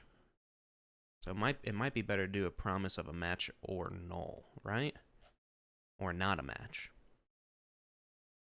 Because if it's not a match... do I just sound like a freaking psychopath right now? Just like trying to put my thoughts into words. This must be like some of the most boring shit ever, bro. Okay. So we're saying get current. It's going to be a match, or there's going to be no match.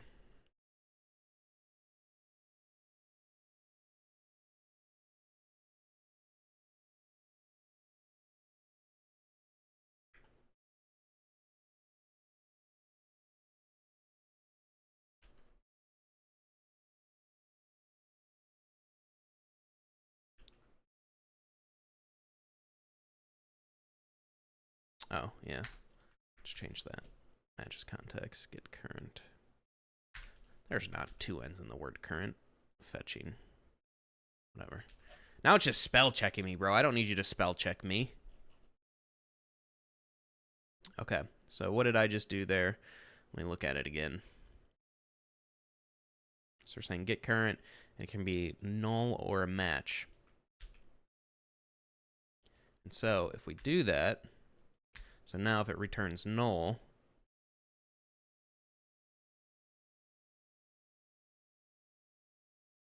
fetching current match and then unexpected JSON input at the end of current match.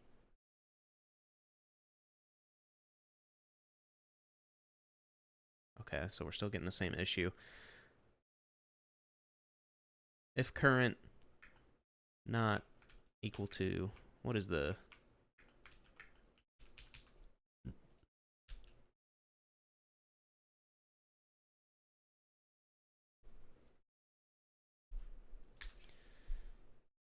Bop.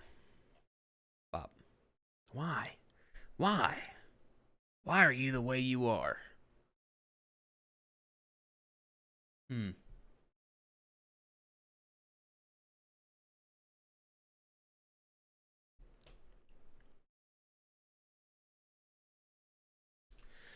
All right, AI.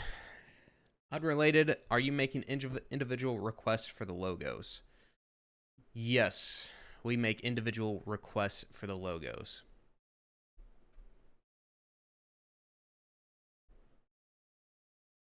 I'm pretty sure is how that's structured. I'm thinking about it though. So the way it works with the local image uploads, right? I am unaware of if there is any. I don't think there's any like way. There's not like a use state for like a image file, unless I'm wrong, or at least one that I found. So that means to get the image, we had to store it in the back end and then open up a route to target that logo. And then it's basically like setting a logo, at least the way the route works is like setting the logo equal to a URL.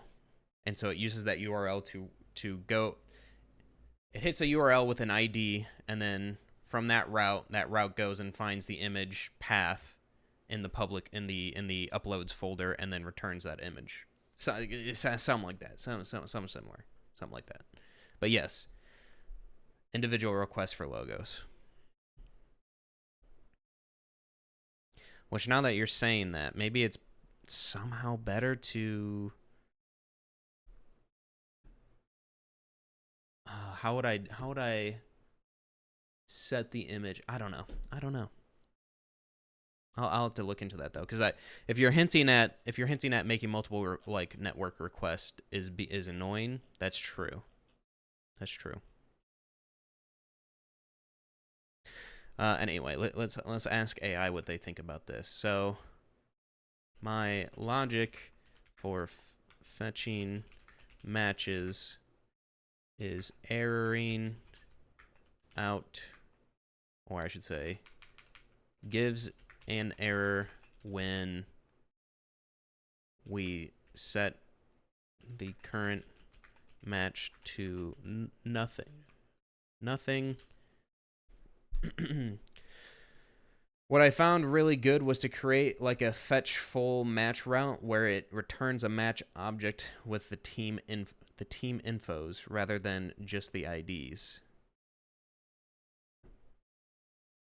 Fetch full match route where it returns a match object with the team infos rather than just the IDs.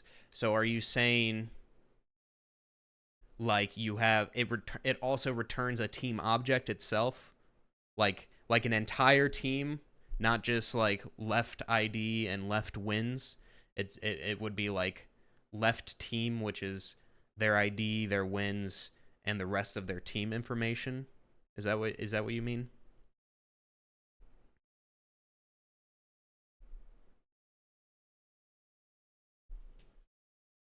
Because that might be something we could have like some SQL logic and a route set up for that. Yeah, but basically just stored information about the team.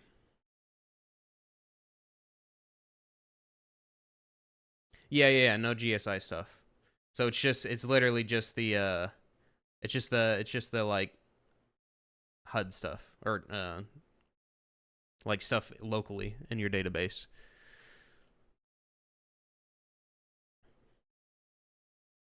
That might be something to look at.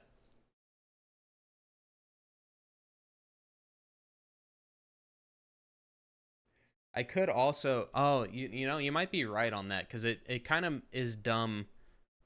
Well, but then the types get weird. I would have to create a new type at that point. You know what I mean? Like I would have to create a like full match like type that, which is not like a big deal, but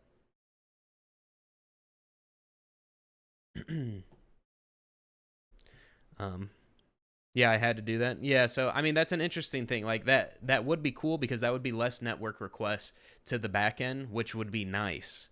Because right now, if you do a match, right, you create a match, it sends a request to the database, brings it back, sets everything up, or like stores that as the current match or whatever. It stores it as a match, fetches the matches again to display it on the table. Then it has a match ID to then hit the database again to get the one ID, and then get the second ID is another hit. So that's like 3 network requests right there, maybe 4. Because if you create a match, that's 1, and then that ends up fetching the matches, which is 2, and then each fetch for each match. No, actually, each fetch, if there's multiple matches, each match has 2 fetches for the logos alone. So depending on how many matches, yeah, you're kind of right on that. That might be a better way to do that, because that's a lot of network requests if you have a shit ton of matches. I'll note that down. I'll note that down. Look into all the network requests, and possibly using SQL to clean it up, i.e. matches make 2 requests to get team logos. Oh, and for the vetoes thing. Yeah, you're right on that. If you have 7 vetoes, that would be 14 requests. You're right. Or not 7. Did I say 17? 7. If you have 7 vetoes, that would be 14 requests. Yeah, you're definitely right about that. Interesting. That's a good call out.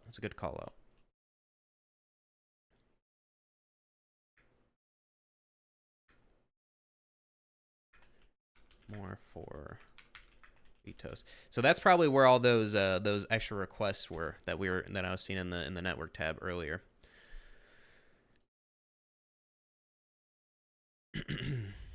Okay, so what was I saying? My logic for fetching matches gives me an error when we set the current match to nothing. And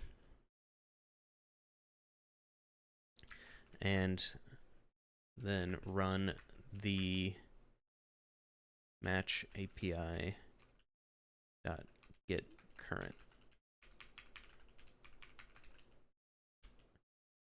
function.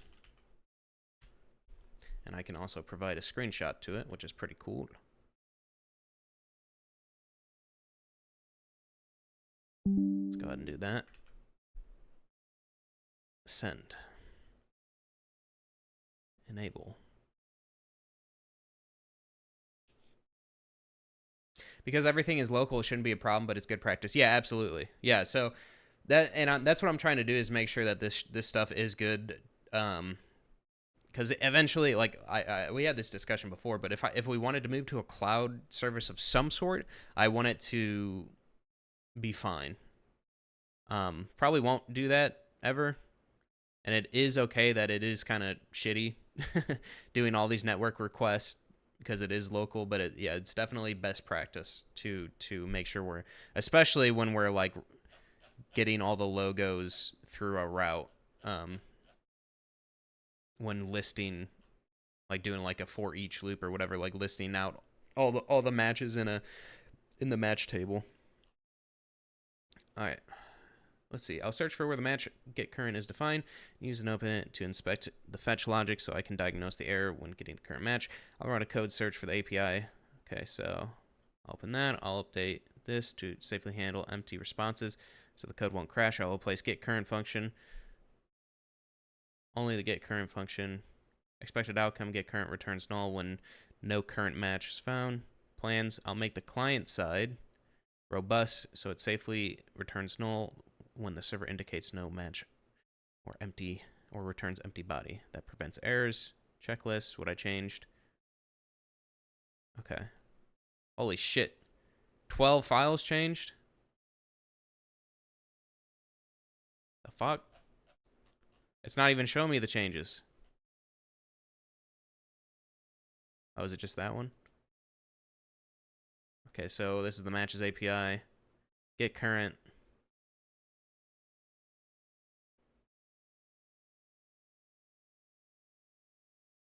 Oh, I'm stupid. Yeah, this is where I should have been doing it.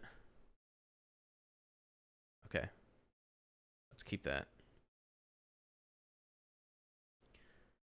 If the server is 204, no content, treated as no current match. Failed.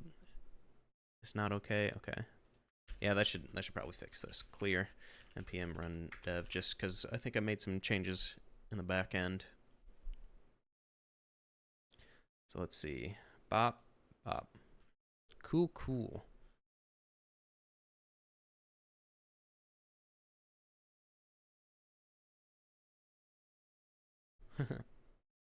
Wait, hold on a second.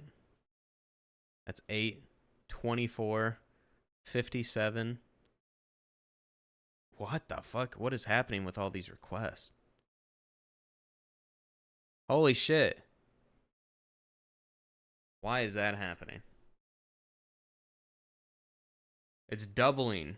It's like doubling each time. Do you see this? Holy shit. All right, something's up with that, obviously.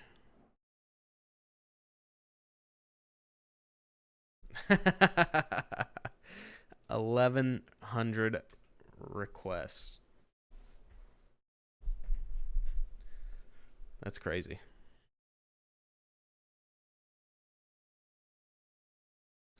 That means there's got to be like a weird loop of some sort going on with that.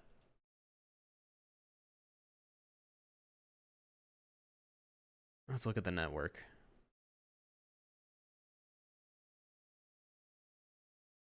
Boom. Stop match. Why is it making so many requests for these logos?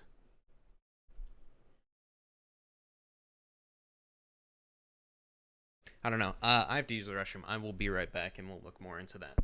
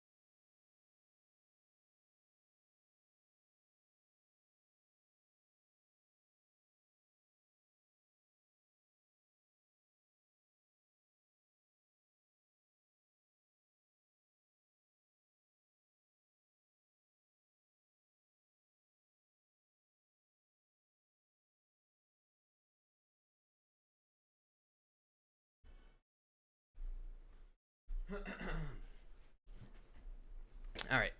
Sorry about that. So let's see. That's a problem with all these network requests. Where is that? Why is that? What is this failed thing? Blocked by. Okay, I don't think that really matters. But we stop a match. Okay. And that should have fetched. Start a match. Undefined.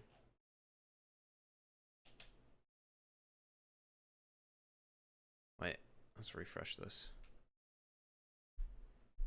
Stop a match.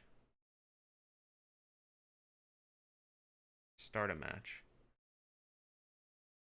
Why is that happening? Why is that happening?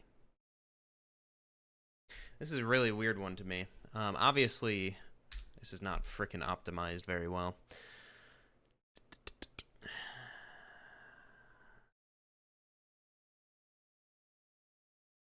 Fetch match is used where? Fetch match.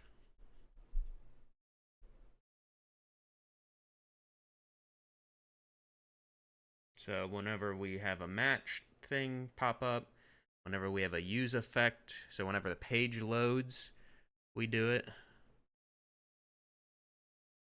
Do we want a use effect for that? That might be one of the issues here. So let's think about this logically.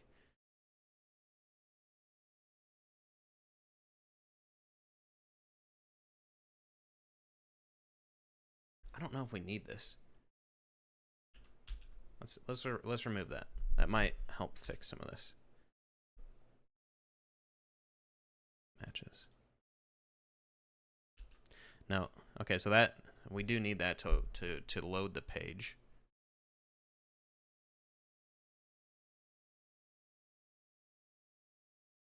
But that's called every time.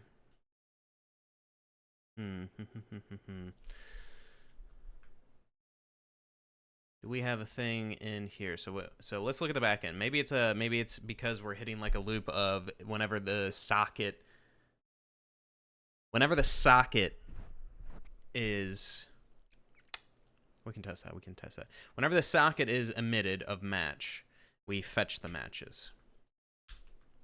Let's remove that. Okay, and we can refresh this. And let's see if that helps this. So stop. Yeah, that's exactly what it is. Stop match. So it's exactly that.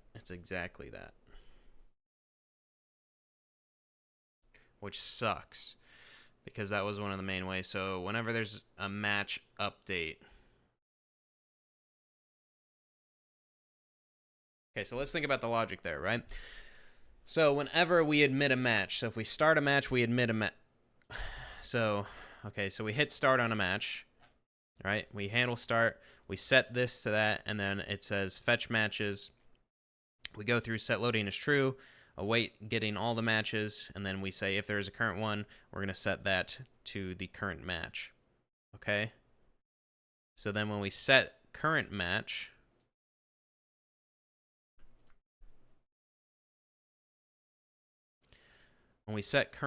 to, okay, so we say API get current, and we say if there is a current match. Okay, hold on. I need to like draw this out in Paint. Give me Paint. Where's Paint? Do I not have Paint on here? Paint. I guess I don't have Paint on here. Get.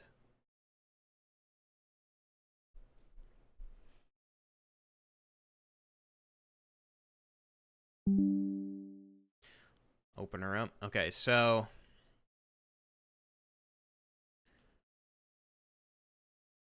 all right, so we're saying we start.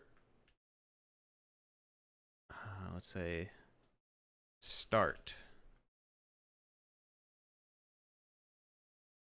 That's fine, whatever. So start to. Oh, where's the brush? Start we where's the context? Here we go. All right, start match, we fetch. So fetch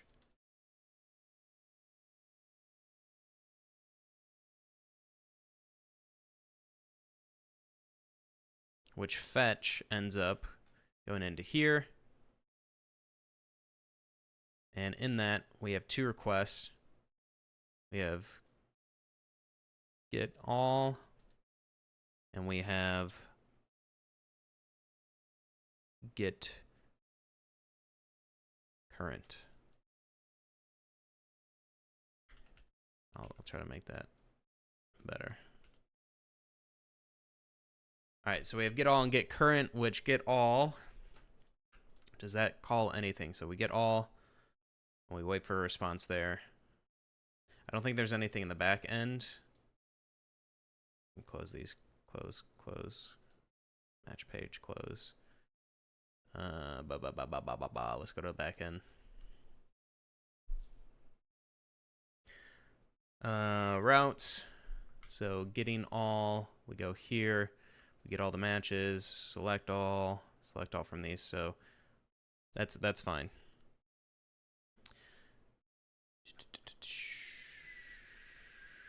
Context.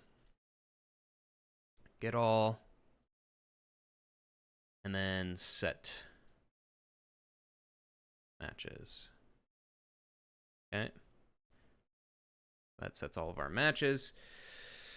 We get current, and we go down this rabbit hole. So we hit that request, and then we wait for a response. And that request goes to the routes. We say get current. Goes into here, looks for the current match select, and we resolve. There's no IO in here. There is an IO. Where's the IO used?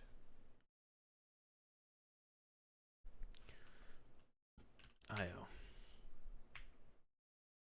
So if we set a current match, set current match emits.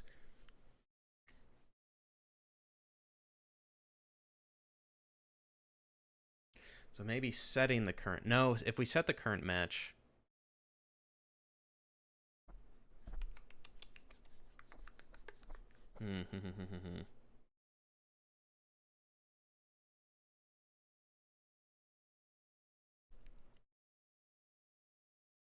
Let's restart this.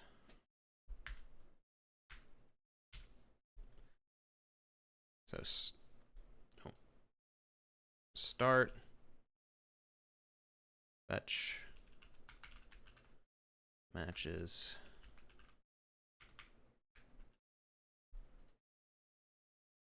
and then from set matches we say get all matches and get current matches. Hey, thank you for the follow, Botliath. Botliath? Appreciate it. Appreciate it.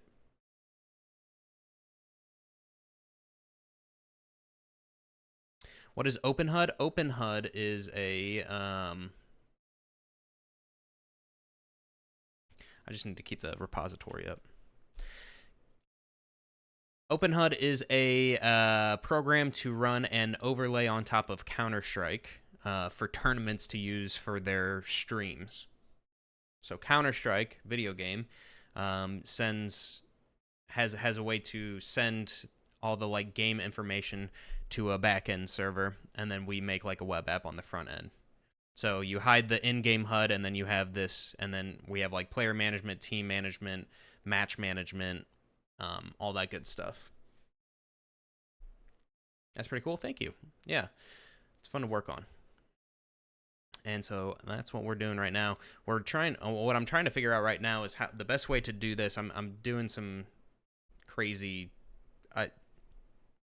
logic here. Not crazy logic, I shouldn't say that. But this logic that I had before was making like each request double each time it was sent.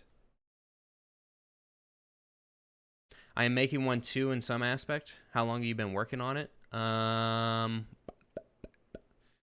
a great question. That is a great question. What was my first commit?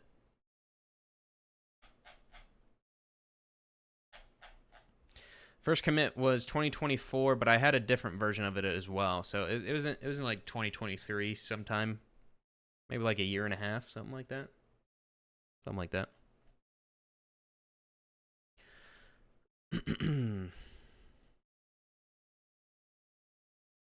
I might have seen it. Yeah, it's been around somewhat. Somewhat, I should say. Not like super popular, but it did have a bunch of nested React context. It did have a bunch of nested React context. What do you mean by that? Like around the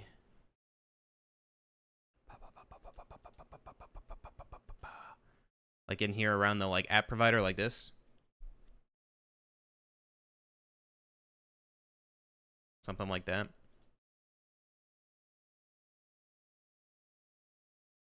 Yeah.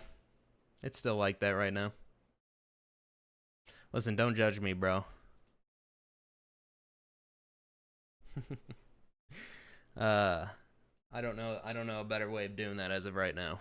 I haven't looked into it. I'm not judging, it's just the one thing I remembered.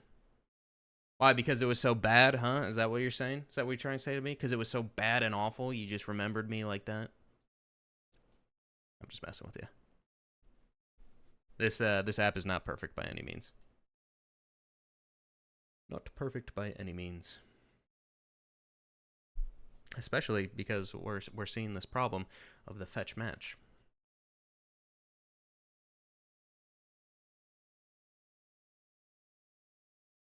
I wish I was better at writing in Paint here.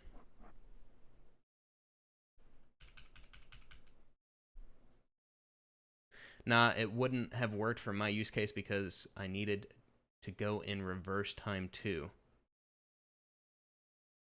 Show me the bug. Maybe I can help. Okay, let me get your input here. So, the issue right now is before. Let me pull it up again. So, issue is that how do I describe this? We fetch a match whenever we fetch all matches and stuff whenever we start and stop a match. So we start a match like this, right? And I don't know if you're going to be able to see. Oh, I can do that. Nice. So I have a console log right now showing current match fetching or whatever, right? The problem is that if you watch, so I stopped it, but we've now done this 7 more times.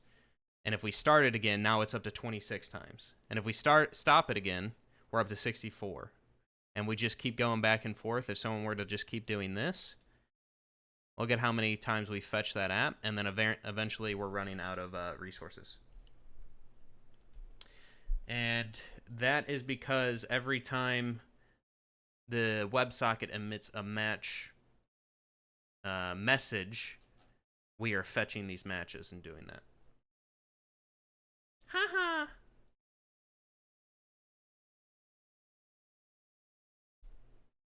Subscribe with Prime. That's funny.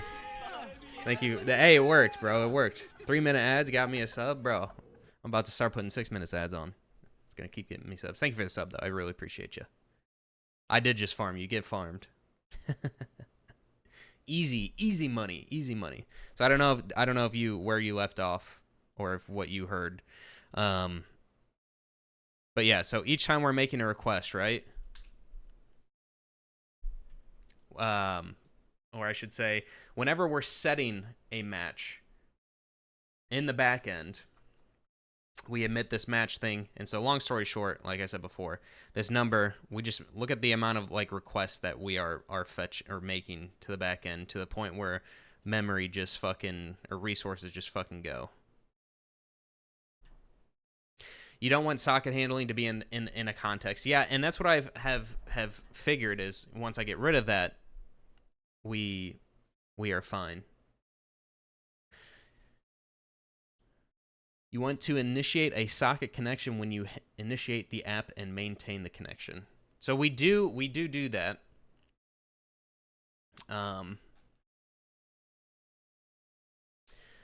Fuck. Why did I hit that?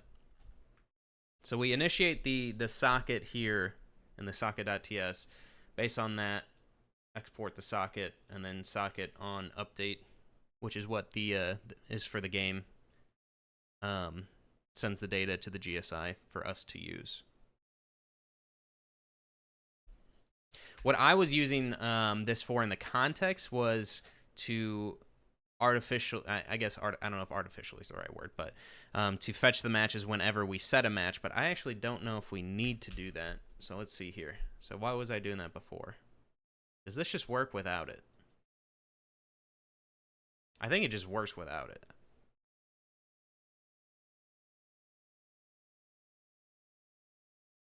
Yeah, I have it in the use effect. So it's whenever the page is loaded, it fetches the matches. The reason I was doing that before, why was I doing it before? I can't remember why I did this before.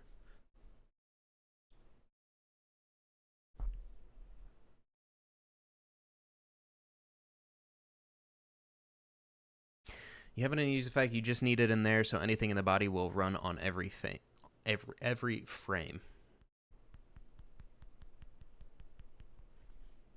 Yes. You are right about that. So I think you are right. I don't think we need that. I think that was just old code because, I mean, it's working right now. It was...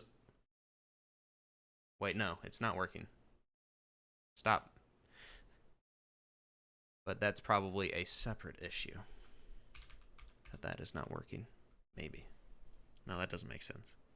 Is the match actually stopped? So I was using it as an update to like be like, hey, whatever. Maybe we don't need to fetch the matches. Sorry, my brain goes all over the place when I'm trying to figure things out. You're learning React. You're not doing bad. Thank you. I used it when I first made the app to refresh because I was having trouble with the use effect and like updating. So whenever I would set a match, set a current match before, it was not updating the front end from a UI perspective. And so I was using the socket on match to fetch matches again, which is what I was doing that. What does fetch matches do? So fetch matches does a get request to the back end. I can just show you so we don't have to where's the definition? Fetch matches right here.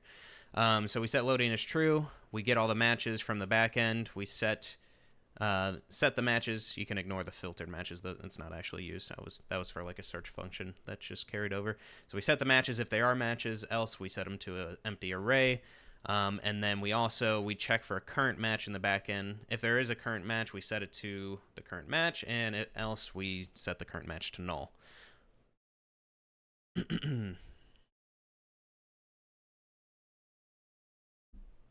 And then finally set the loading state to false.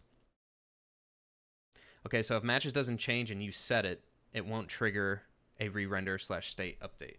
If matches doesn't change and you set it again, it won't trigger a re-render and update, which is why it might never be updating after you remove it from the body.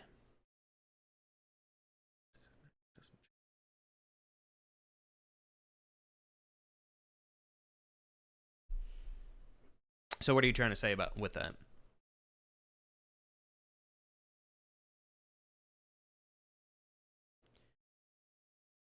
Just do set current match current is already match or null.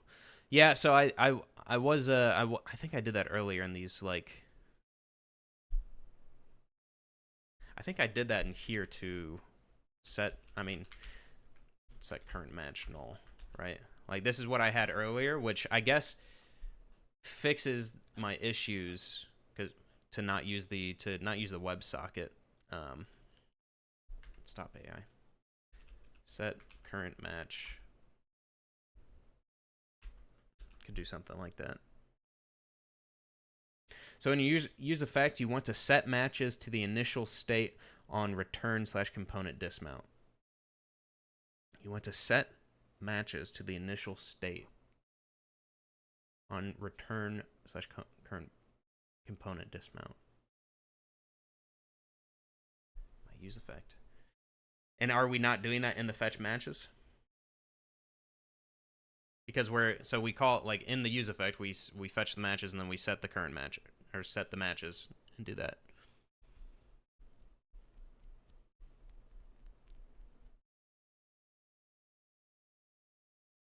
In your case, the initial state is empty matches.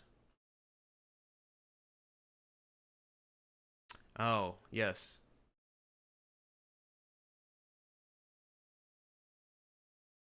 So the initial state of matches is empty, correct?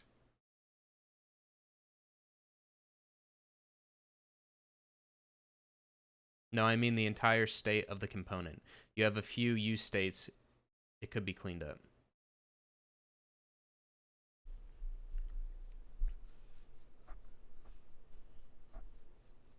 I'm trying to think. I'm trying to understand what you're saying to me right now. Let's say you fetch a match and it's Nip versus Navi. Okay. What are we trying to fix? There is a bunch of requests, which getting rid of the socket has fixed that. Stop match. So I mean, this solution works as of right now. Wait, maybe it doesn't. But, I'll explain it more after I read this. So let's say you fetch a match and it's Nip versus Navi, and now your matches array is one item that is Nip versus Navi. Correct. Now, if you fetch again and it only returns Nip versus Navi, it won't re-render. Uh-huh. Because that's a React use state optimization. Yes.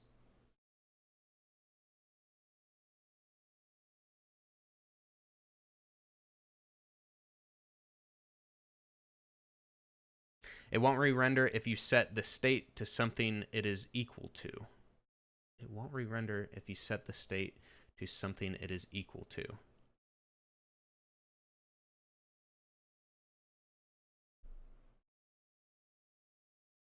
And in your React component, state only changes when it re-renders.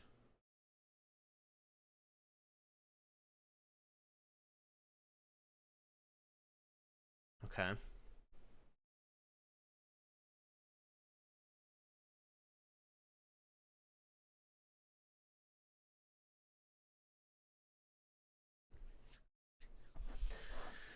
So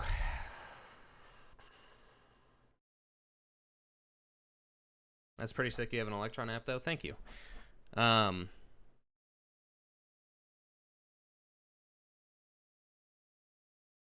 Sorry, I need to. I'm trying to read what. I'm trying to figure out what it is. Let me read through this again. I'm a little stupid sometimes. So if you fetch again, it won't re-render the state because. So that makes sense because nothing's changing. It won't re-render if you set the state to something it is equal to. So you're saying right here, if we're setting the matches, we do set matches to matches. It's not going to re-render. I will go make breakfast and I'll be back in 10 minutes. Okay. Go eat some breakfast. I'll see if my stupid little brain can figure this out in the meantime. And then I can also explain the problem. If it already has the exact same info as matches, then yes, it won't. Yeah, so I understand that, but if we're calling the fetch matches after going into the API, setting the current to either true or false, which changes the data, and then we go and before we didn't have this stuff, right? So we change the data in the backend, and then we go fetch the matches again. It is changing that data. When do you call fetch matches? I call it whenever we handle the start of the match and the stop of the match, and also on page load, which this is starting the match. This should be stopping the match, but as you can see right here, at least on the front end, it is not re-rendering to say stopped. But it does when I do that. So, can you explain the problem? So the original problem, I think, is fixed. The original problem was I had a socket. I'll show you. The original problem was this. So I had a WebSocket thing saying on whenever we receive the message match or whatever you call that in WebSocket, whenever we receive that, we're going to fetch the matches. And so the problem with that was, as you can see, I'm console logging fetching matches right here. So we'll say fetching matches, we start, and then we get 8. And then we stop, and we get 25. And then we start, and we get 59. And then it just keeps going up and keeps going up until we run out of resources here. Which no one's really going to be doing this, but it's not good. Not good here. As you can see, we run out of the resources. But it starts and stops the matches and visually changes the front end. The live row is on some file or it's in the database. The live row, like current Boolean, it is in the database. It is a 1 or a 0 column. I gave you a file if you want to see my projects. Wait, let me pull it up. Yeah, I'd be down. I'm cool with it.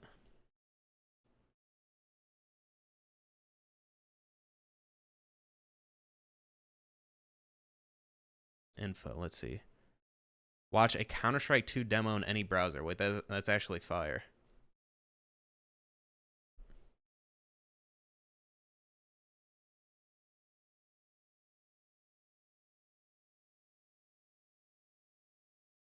Damn, bro, put me on the spot. Well, I want to see it, bro. I want to see it. Let's see what it does. Oh, damn. Oh, wait, hold on. This is actually cool. This is this looks similar to how like what's it called? Skybox. Oh, Skybox was doing it. Wait, this is actually sick.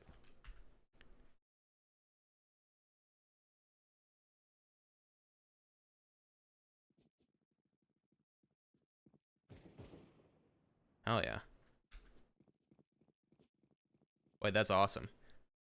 That is a thank God it worked. No, that is a sick fucking program, bro.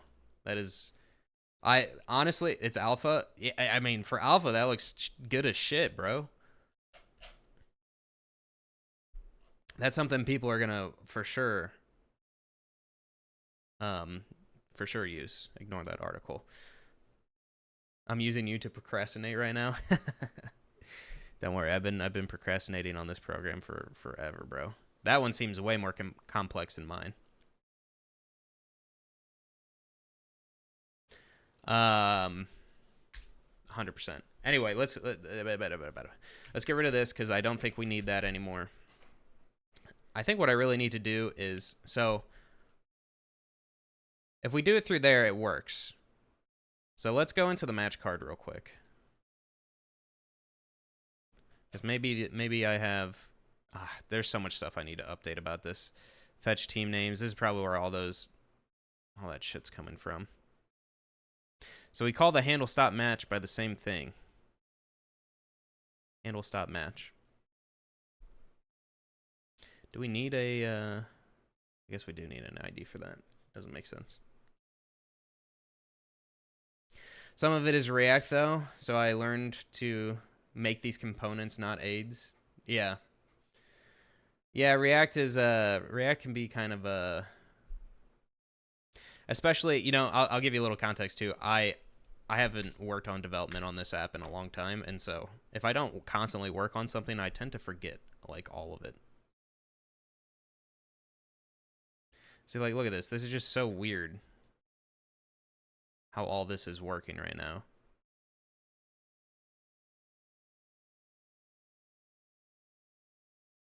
Yeah, after 3 days, I forget my code base. Yeah, exactly.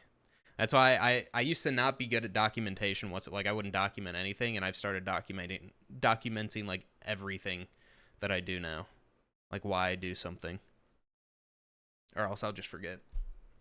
I'll just straight up forget.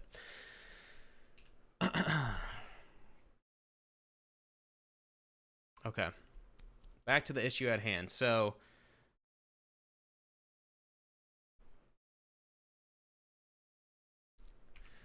like we said before, like with an easy solution for this one would be like when we handle a match, we set it in the back end, and then we also set current match to null. So that should fix like, okay, so we start and then we stop. But that doesn't actually stop this one. This doesn't change this one visually.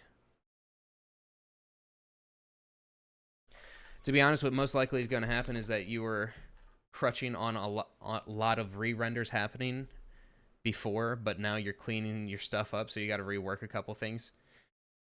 Yeah, that's actually almost exactly what's happening. Don't overthink documentation. My code base is 40k lines of code with no comments. I don't overthink it. I leave very small comments, but that's kind of crazy. I ain't gonna lie to you. To not have any comments in 40,000 lines of code is a little crazy. Because also, I mean, I don't know if yours is open source, but if I'm doing this for other people too. So if they're wanting to edit the program themselves and make changes, they understand why I'm doing something. But if yours isn't open source, you don't have to. It's not open source. I'm the only dev too. Yeah, exactly. So it really doesn't matter if you're fine with, if your code's readable enough. Also, it should just be obvious what's going on in it. Like, I think this is a very readable function, even though, like, obviously this is a small function, but the function name is handle start match, and then it says, like, we call the matches API and we set the current match true, and then we fetch the matches once more. Like, you don't need a comment for that one. People should just be able to read that.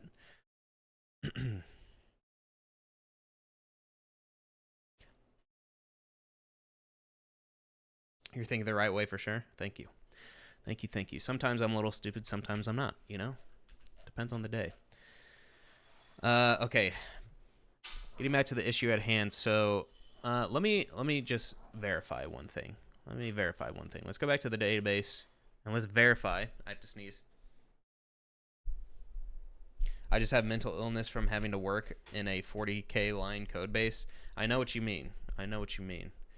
My job, my internship has a lot of stuff like that. JavaScript too, not even TypeScript. Ugh.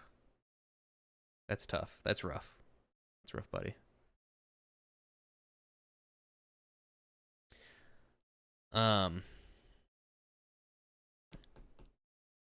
What was I doing? Okay, we're gonna verify. Okay, so this, does it set? It does work. So that starts the match. Does this stop the match? It does stop the match. But this one does not re-render. But I bet if we refresh it, it does. Yes. Okay, cool. So if we start this match too.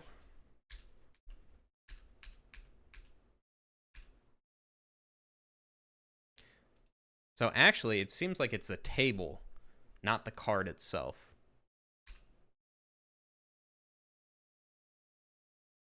Let's look at the table. I have so much old logic that, like, you know, when you make a project and it's like your first time working on it and you have no idea what you're really doing, so you're just like gluing things together. That's basically what this app is, which is why I had to rewrite the entire API. Okay, let's look at the matches table. Yes, yeah, it's it's just going back and anyway.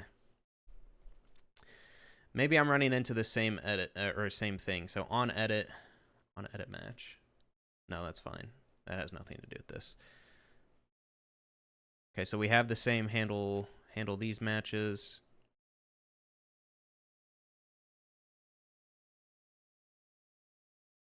My best investment right now would be a whiteboard. Dude, I've been wanting to buy a whiteboard so bad for so long. Just like one right behind me.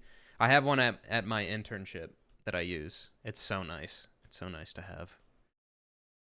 That's why I was trying to use paint, but paint just feels so gross to me too. I can't, like, me trying to draw with paint is really bad. Really bad, really bad.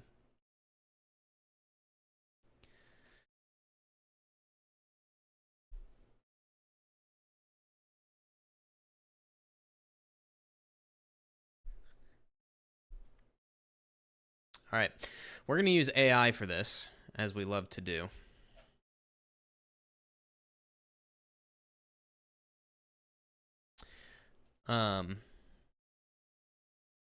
Which is also probably why I'm in the position that I am with this code base so far. I use paint to sketch out the match the match for my grenade trajectory algorithm. Don't diss Paint. I'm not dissing Paint. I'm saying I'm the problem with Paint. I personally cannot.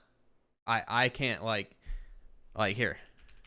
This is me. I was trying to do this earlier to sketch it out, right? And I was trying to say set match. I have to really try to have some sort of legible. I just can't do it. Use Figma. I actually had that thought about doing that because I would be so much faster in Figma. Fuck Figma? No, don't. No. I won't stand for Figma hating here. I love Figma. I love Figma.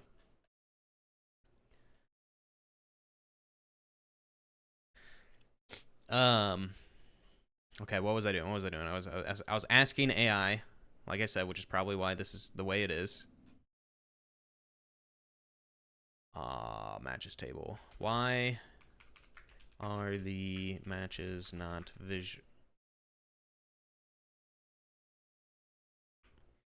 visually updating when we fetch? How do I want to word this? You should make out with my CTO.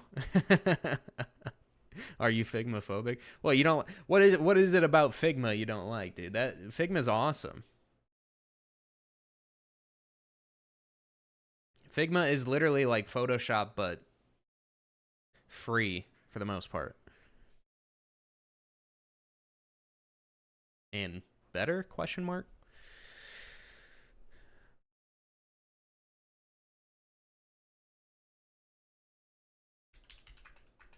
All right, let me. Okay, I'm saying starting and stopping a match. So if we do that.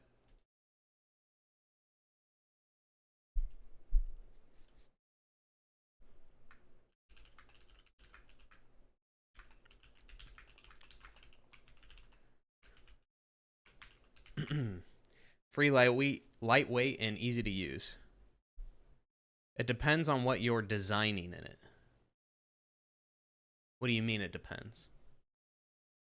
And it also depends on what you mean by designing.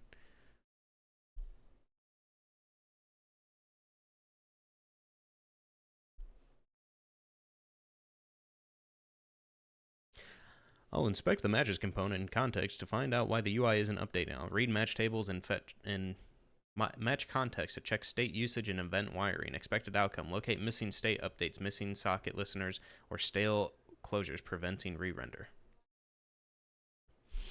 I'll update match context to await set current. Add a socket listener for live updates and update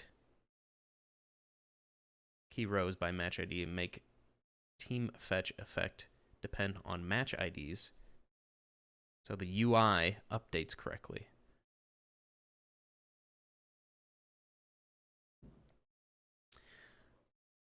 I worked with a guy that was trying to create an entire Angry Birds style game in it and handing it over to me as if the game was done and I just need to make the components.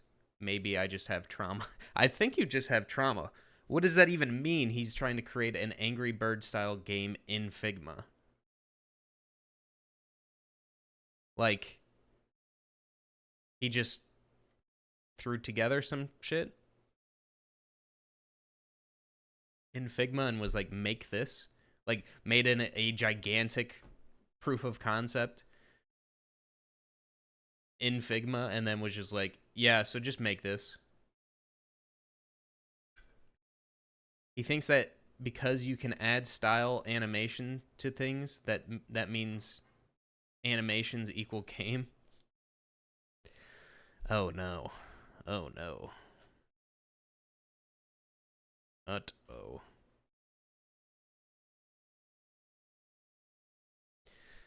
Okay, so this is saying to put the match. Oh, that makes sense.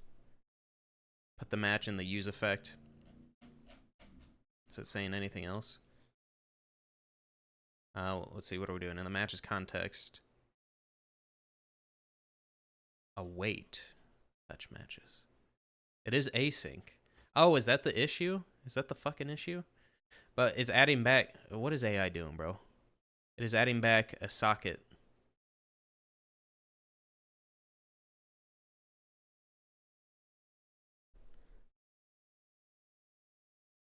I guess it just helps people with no technical knowledge think that they know how to do my job, and that's why I don't like it.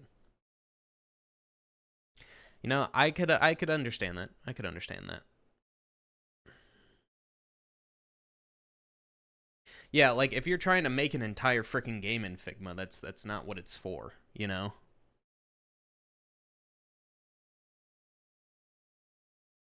But if you're making, right, like if I pull up new window, Figma.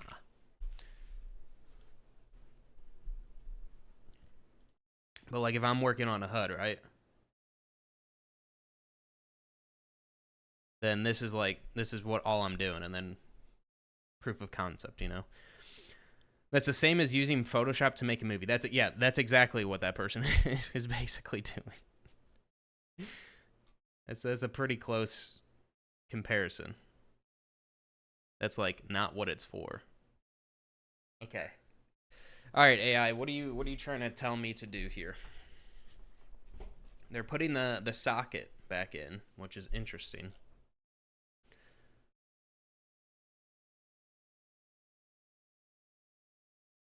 Very interesting. Very interesting.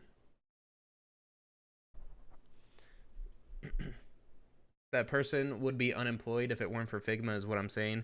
And now they think they know software dev, which is insane. But that's the Figma effect.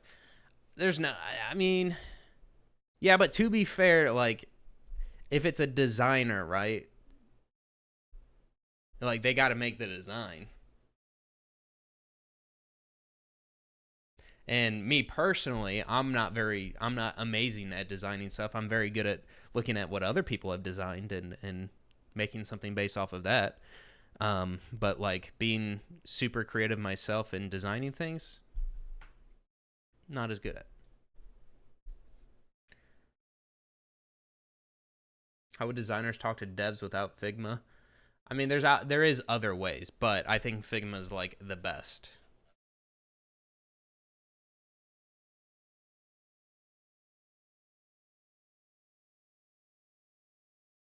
Okay, so let's see.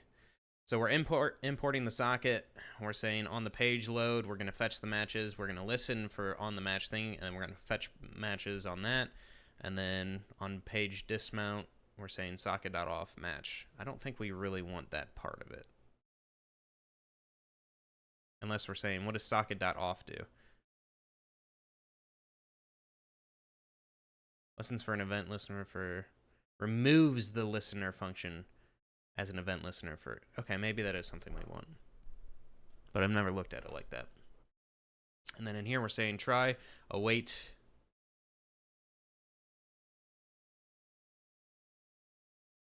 Has that been my issue this whole time, is I haven't been using awaits on these API calls? Am I stupid? Am I dumb? And then the matches table, we're saying... We're doing it by match ID. I like that. And then we're saying fetch team, set team, await that, else. If match ID left, and that, else set to undefined. And then fetch team, and then we're also saying update based on matches. Okay, that's good. Are these the only two files changed? Let's keep it. Let's keep it and see what happens. Keep.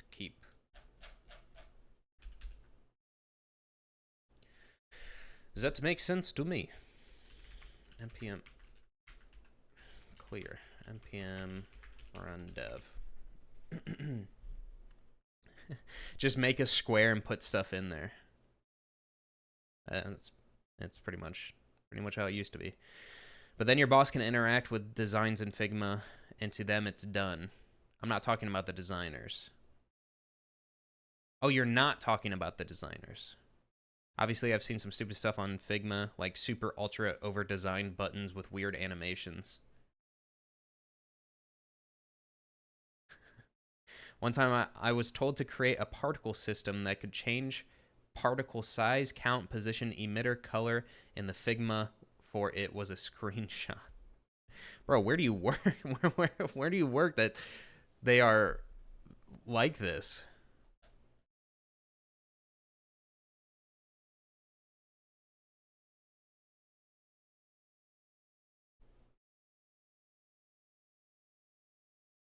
Okay, well, this change has actually worked.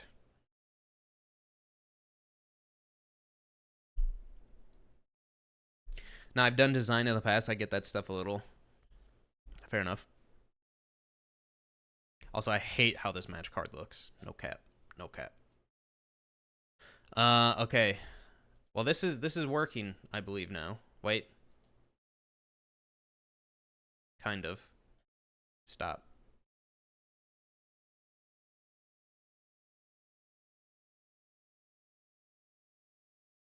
But if we go back, why is it if we switch off? Come on, man.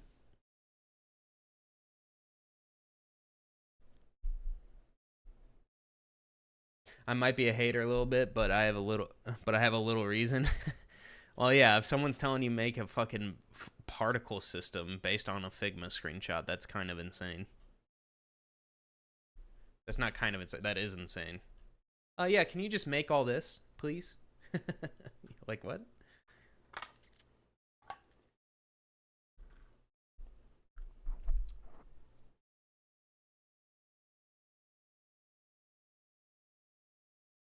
I can't believe I didn't have a weights on these. That's crazy.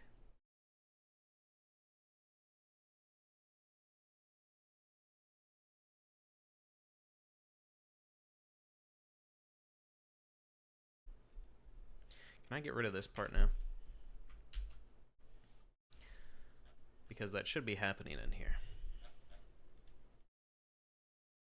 Stop. Start. Stop. Start. Nice. Cool. So this kind of fixed our issue.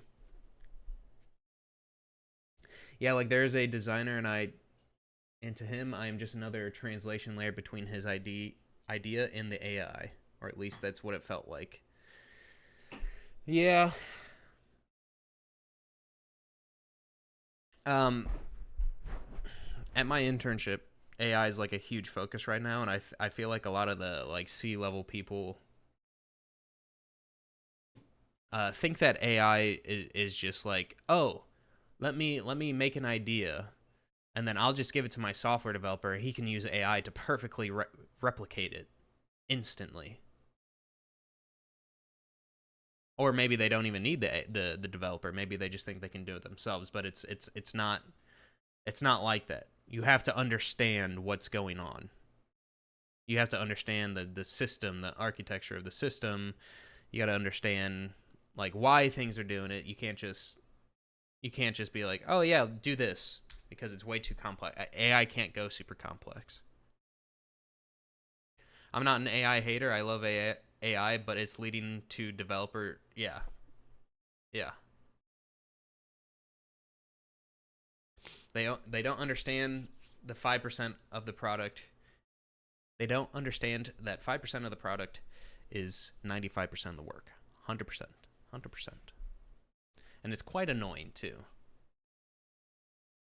But to them, right? It's like they can go to AI and they can be like, "Oh, build me a website that has a navigation bar and has a like main page and like these specific pages, right?" And then the AI is going to and it generates them an index file with a CSS and JavaScript file that they can just run in their browser, and it has everything they ask like that. But then once they actually start getting like, oh, okay, well now I want to add users, so it's like, okay, well hold on a second. Now we have to add a database to that. Now we have to, and then you just like they don't understand like a website. They don't understand exactly like what it takes for like a web app or a website. When I first started my project, AI could do a bit here and there, but then as it grew, there is almost nothing it can do without messing up another thing. So it's a net negative. Yes, it's so hard. Like to AI, you can't.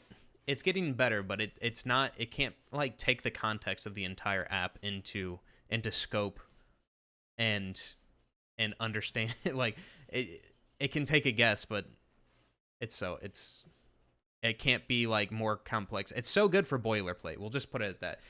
AI good for boilerplate. Say it louder for the people in the back. But then they go and hire a database guy, and he got there only by prompting AI to do database, so he doesn't get the other part. Yeah.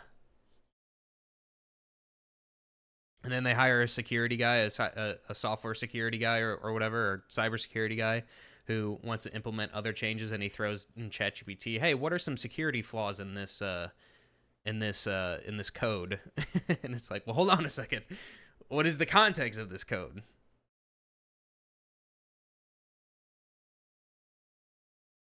It's good for boilerplate if you make sure it has the up to date documentation. Yeah.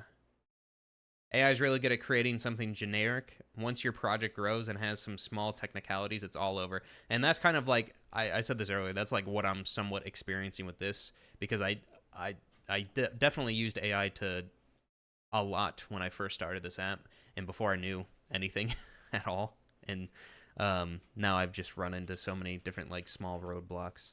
And then I continue to use AI and continue the cycle. Smile. AI loves use states. Yeah, I've learned at my internship that at least from my team lead wants a stateless for the most part, stateless system.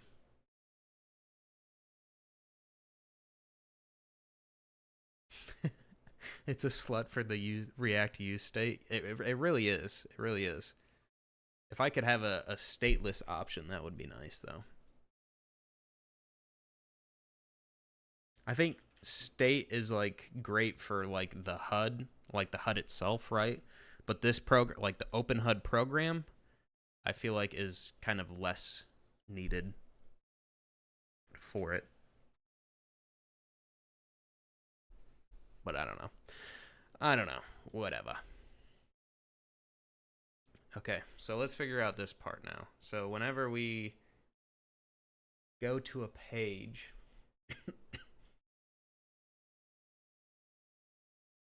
so whenever we go to a page and we have a match started, we leave that page and then come back to it, the card is hidden.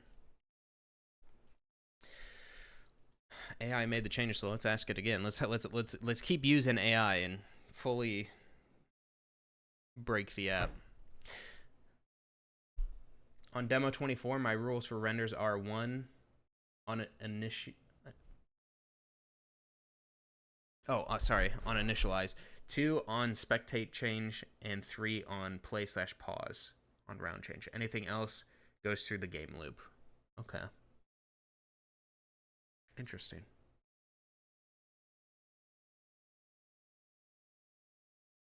I feel like that's a pretty good system.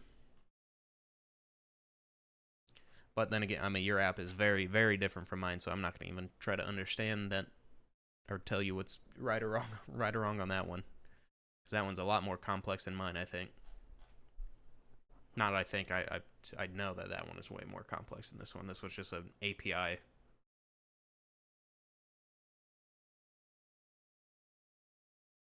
Okay, match card. Focus, focus, focus. So, when we have a current game, the match card correctly appears, but if we switch to a different page and come back, the match card no longer appears, even though we still have a current game, or current match.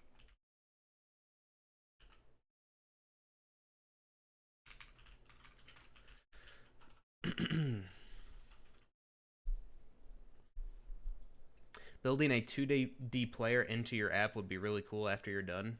I wouldn't mind giving you some code for it if you needed, and once I get my update out. A 2D player into your app. So what do you, so like for, are you saying like a radar, or what are you trying to say?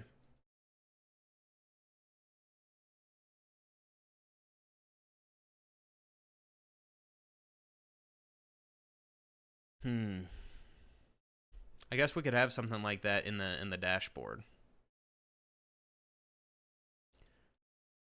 Because in the dashboard, I plan to have like section like a section for like the players connected with their Steam IDs, and you can add them as a player or as a coach, just by clicking a button here, and then like maybe like a scoreboard. I guess we could have a radar. You know, that might be something. That might be something we could do for sure.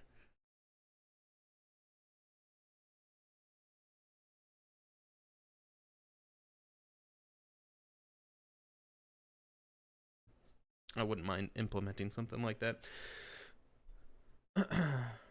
I'll take a look at your repo after I make breakfast. Bro, you were supposed to go make breakfast like 30 minutes ago.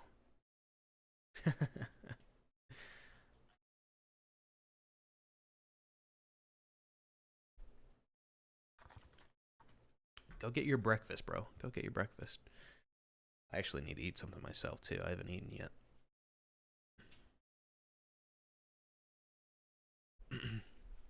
I'll add a focus reload for the current match inside the match's context. A load current helper and a window that refreshes the current match when the other tab or window regains focus, covering.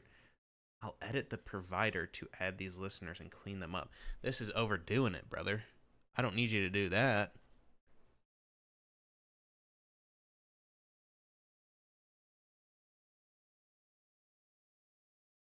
I don't think that that's what I need. I think what I need...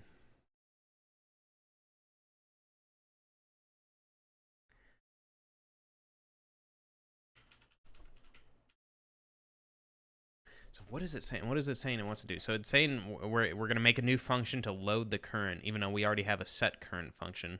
I guess that doesn't...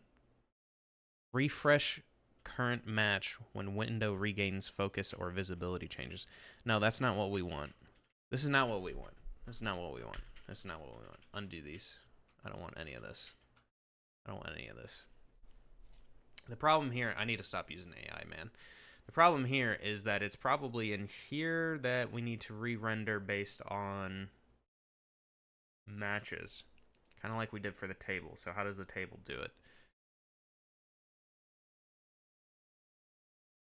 So we're saying use effect to fetch the teams, and we're fetching the teams, and that's based on if the matches change or not.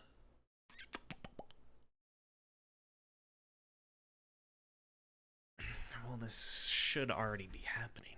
This should already be happening.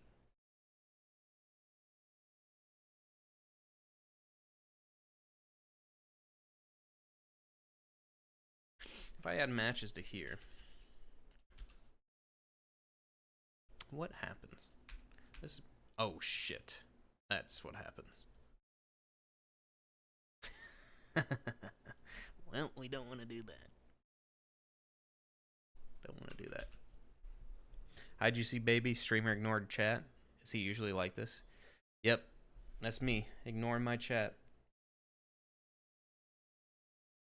Always ignoring my chat.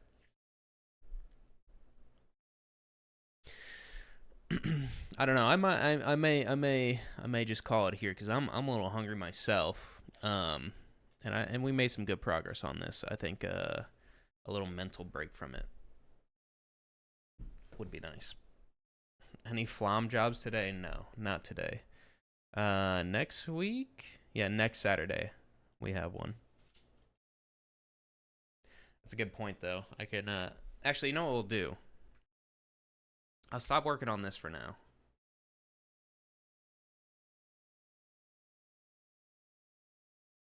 I'm kind of scared to keep these changes, but maybe it's fine.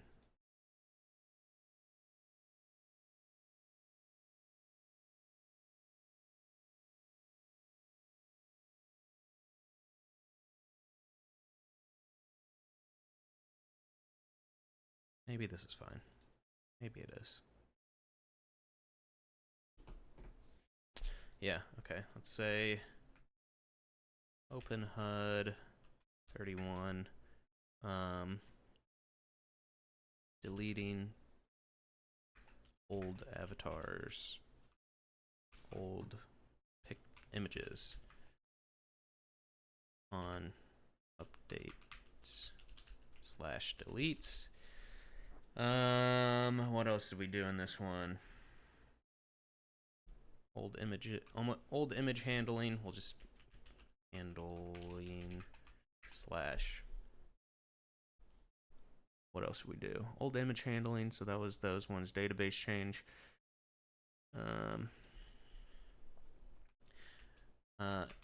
Implemented logic for deleting old images for if a team slash player have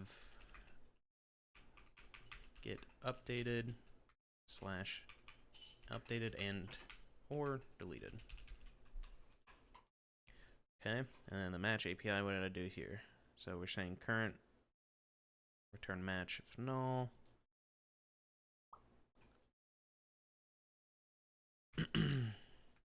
First attempt at reworking match card, not fully functional. Players API, let's see. Table. How's the new HUD looking? That's actually, so that's what we're gonna go look at after this. I'm gonna pull that up and I'll show you guys. I need to make a couple changes to it, but I'm very happy with the design so far. Switched to using timestamps in queries for team slash player images to fix cache image for the specified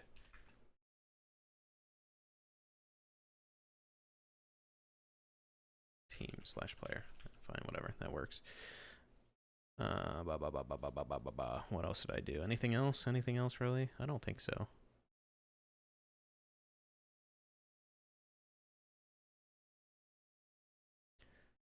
Specified. All right, we'll commit that. Push.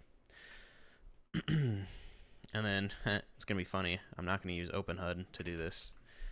It's just easier to develop right now a HUD on Lexograin. So we're gonna open this one up, and we're going to open up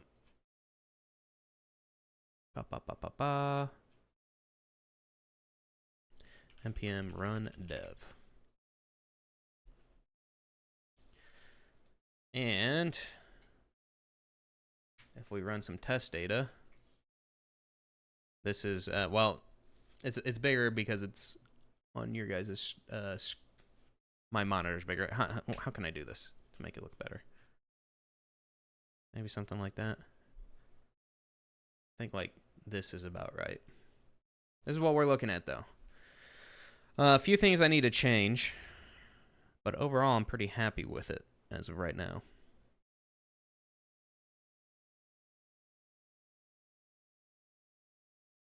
I could load up a Counter-Strike and then show it to you guys that way. Arma today? Do you have plans? What's on the agenda? We could do some Arma. I'm down.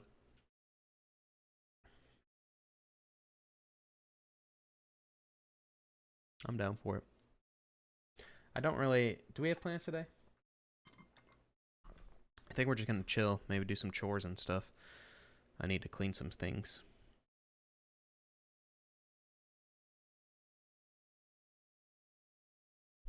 So let's turn off this classical music. We're no longer like deep thought. Deep thought working on the program. We can play some Kendrick. How about that?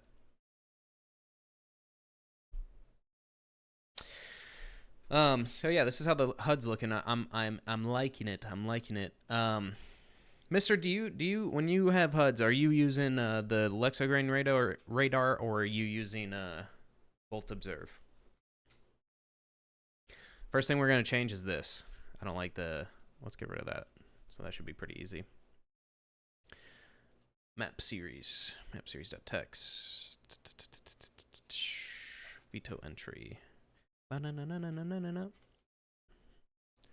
Dot trim. Removes the leading and trailing white space. No, that's not what we want. We don't want trim. What is it? Dot split. Split a string into substrings using the specified separator and return them as an array. Split at 2.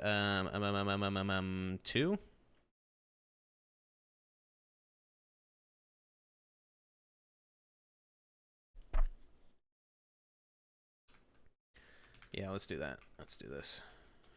Let's see. What does that look like? AI, are you doing what I want? No, I don't want to join. I don't want to join them. I just want the...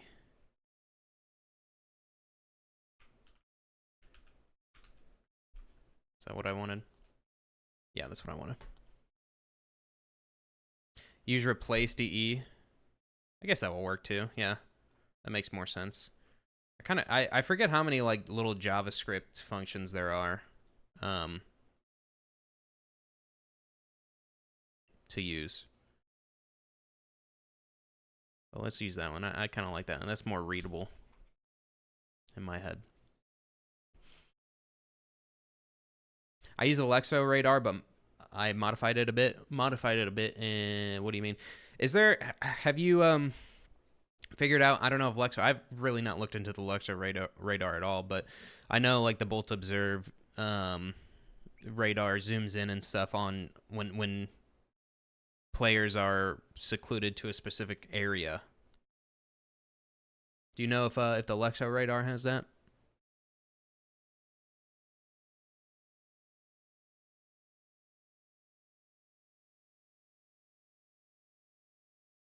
Also, let's go in and change map series.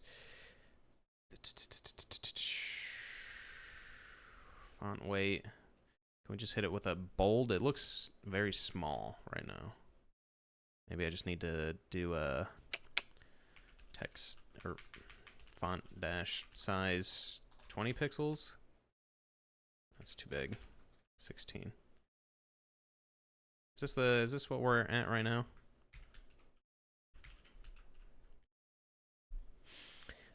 From looking at into the code for the Alexa radar, it should have zooms, but they don't work. Yeah, it doesn't seem. The Alexa radar. I don't know if this is like my computer issue, but it starts lagging a good amount, and I don't know if that's like I said, I don't know if that's because of something I did with the HUD itself, but nothing else really seems to lag. But it tends to really start lagging a lot. I know that Ches Puff, he told me that they actually don't use the Alexa radar. But it doesn't lag in OpenHud. Interesting.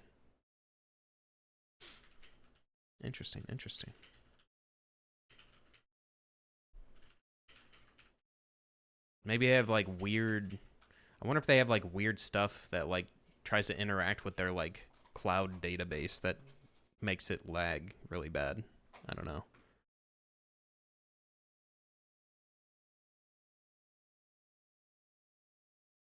That's what I would assume if mine doesn't lag.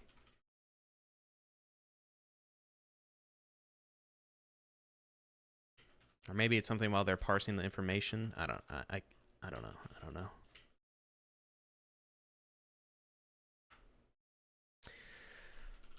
Okay, I like that better with the name just like that. I don't entirely love this setup. I think this information's redundant with this information over here. So I might end up, I kind of like what Blast has been doing, where they have like the bands and then the teams like underneath them.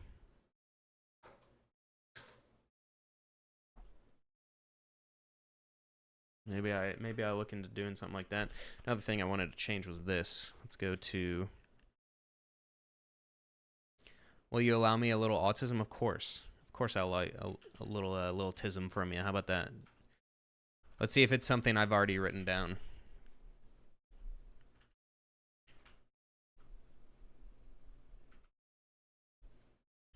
Oh, you can't even see what I'm talking about up top. That's what I was talking about up there. I guess you understood, though. The boxes on top players... The boxes on top of the players have a very small offset. Oh, these. Oh, these. Yeah, yeah, yeah, yeah, yeah.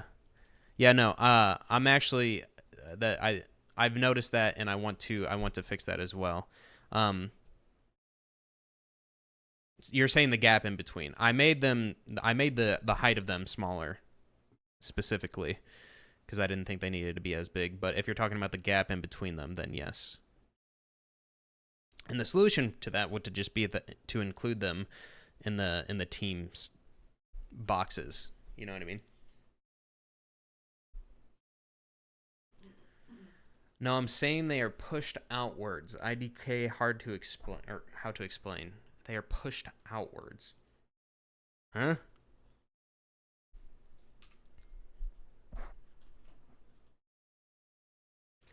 You're not talking about this gap right here? Are you not talking about these boxes? Let's see. Let's see. What are you talking about? Mum. Okay, I'm looking at him. He has like 10 pixels from the left.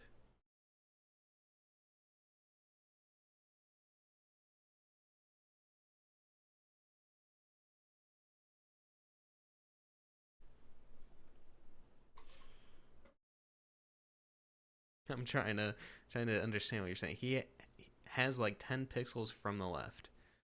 The box up top has like 8. Oh, are you talking? So these guys are like that far, and then these guys are a little bit closer to the left of the screen. Is that what you're saying?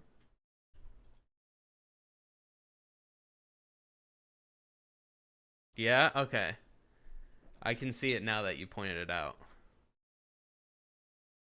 No, you're fine. No, you're fine. No, that's actually that's a good point. It's a good point. It's a good point. I think it's because these are technically the same, but because they have a border, um, it's doing that. I think the border, because I have a border. Let me do this. Let me do this. Let me do this. Let me launch Counter Strike real quick. Box sizing border box maybe. Let's take a look. Let's see if that fixes it.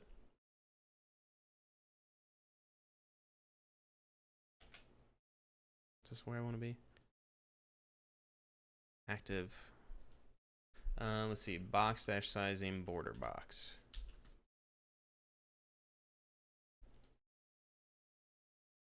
Did that fix it? Let me move it over here and then take that off. It made the player smaller.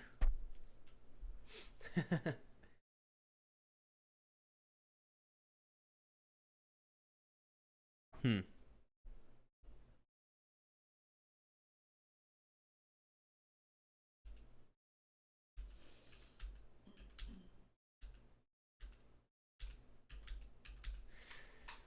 If we do this.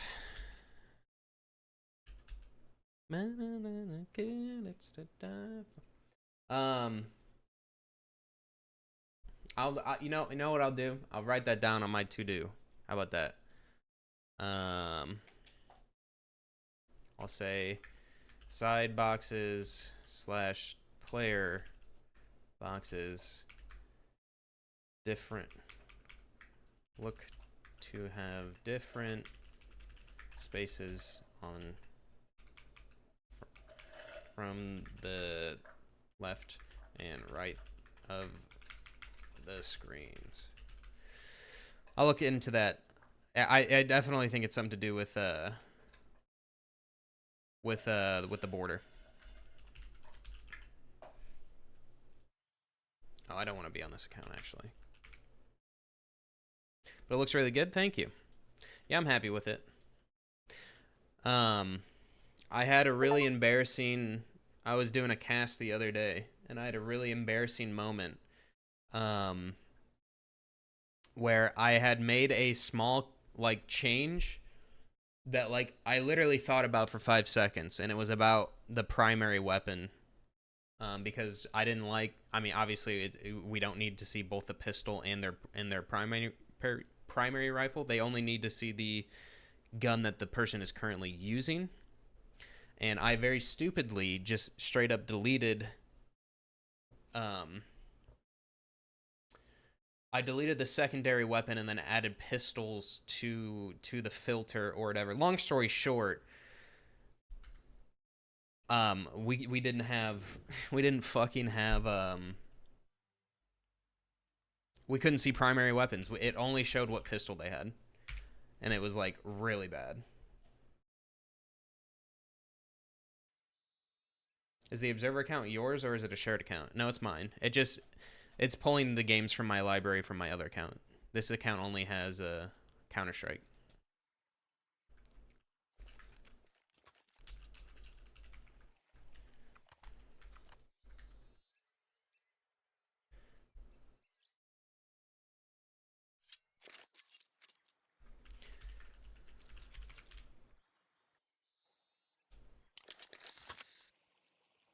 Okay, so dude, come on. Loyalty.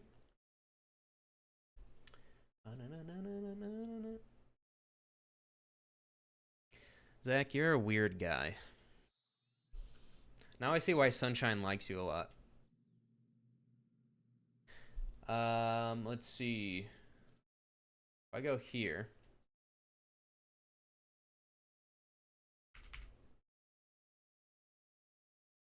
Where's my camera? What is happening? My OBS is broken. Hello. You guys can't see me, no? Or am I crazy? Oh, hello. Here I am. Okay, that was weird.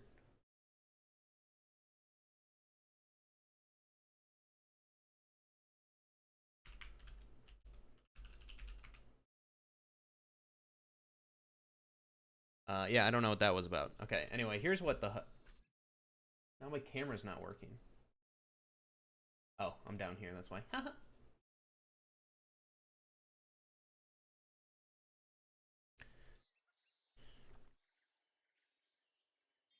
So yeah, this is what it's looking like now.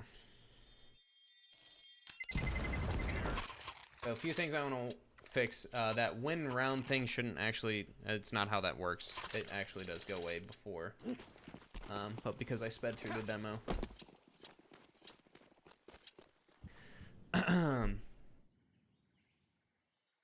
What info do you get by doing GSI on a demo? I think you get all the same. Like as if you were in a live match.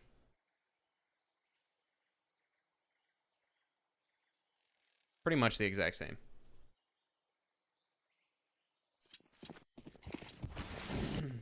Small match bar, love it. Yeah, I really fuck with that too.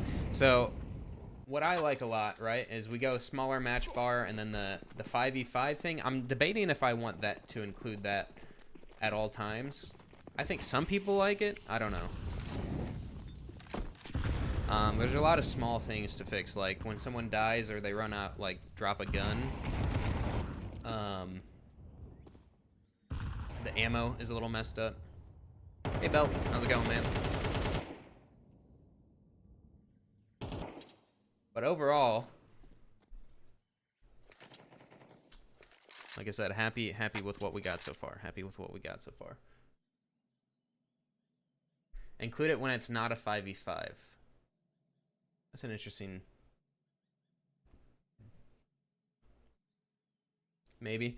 I could see why you would say that, but also then it would be... I mean, I don't know.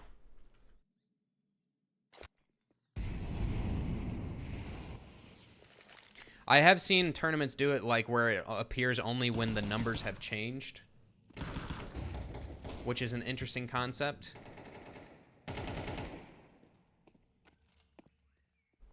Suggestion, it would be nice to have the players' real names in the HUDs.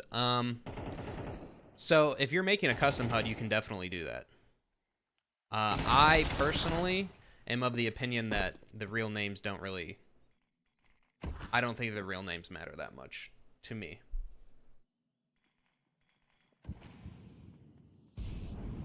I also don't take the time to go find the players' real names. Bro, the TO HUDs have so many issues with state renders. If you start looking at them, you'll see. What do you mean by that? Like what's an example of like one of the state renders being wrong? Sometimes ESL map doesn't show the correct player spectated. Oh, yes. I have noticed that. Or like sometimes the camera, they'll spectate a person and it'll be the wrong camera or something like that. Or like it takes forever to switch to the correct player, I should say. And kill feed. I never pay attention to the kill feed that much.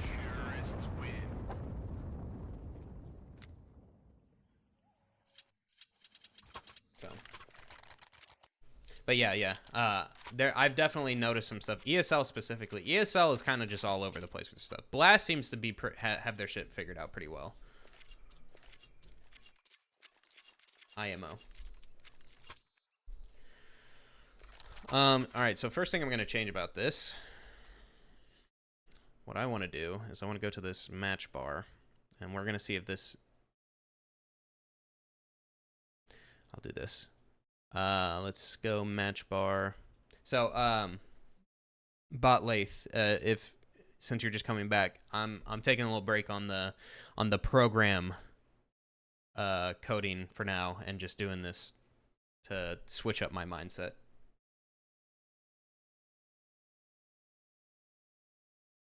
Yeah, Blast has a lot of in-house, it seems. Even their demos built differently. Really? Interesting. That's pretty crazy. Yeah, Blast seems, even for all their flaws with their questionable decisions about stuff over the years, they have like the like visual shit figured out pretty well. Not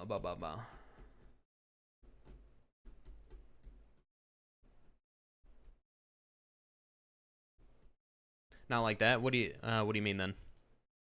Match bar team name. Is that what it is? Team name wins. And then team name. Let's do this.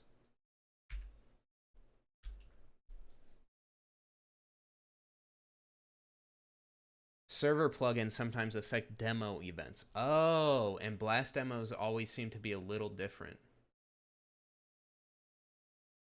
Oh, so they don't use like I guess I see what you're saying now. They have like different specific like plugins and mods made for like the servers themselves, the game servers themselves to do shit. Kind of like a fucking what was the old like Git 5 was like a mod for setting up like little 10v10 servers and stuff, but obviously tournaments use better versions or their own made ones. Yeah, they have more control. Yeah. And like having it so they like match medic and all that stuff. That's interesting. That's interesting.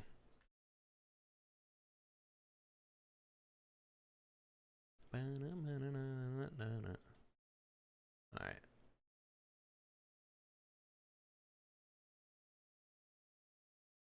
I think I can change this because I no longer... All right, let's do that. Let's do that. I actually don't need this.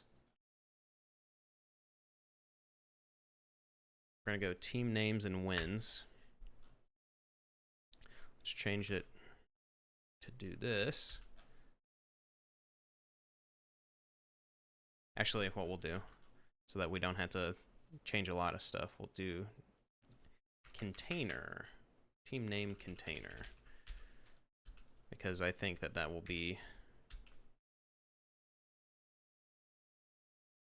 better. Match Z these days, I think. Interesting. Yeah, it's crazy when you think about like how much goes into a broadcast for Counter-Strike, because like you got there's so many different departments that like you need to have like the match admins, referees, and stuff. You need to have the people that like mods set up for the server. So you have the server guy, and then you have the like the HUD guy, right? And then you have the you have the broadcasters, you have the casters, the observers, the all that stuff, and all of them trying to work together. It's crazy how organized you have to be. So ahead of myself. Team score. I think it's this container. Let's change that. Team names container. All right. I don't know if we actually need the container here for that, but it is what it is. I'm just going to keep it for now to simplify things. Say justify center. We don't need those, and let's take that off. Yeah, so I want them closer to the left and right, so that's what we'll do.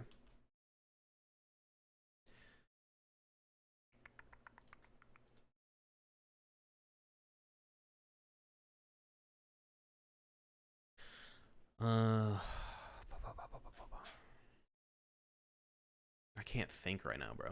I need food. Team name, justify center. We're gonna get rid of that. And then left, right. Team.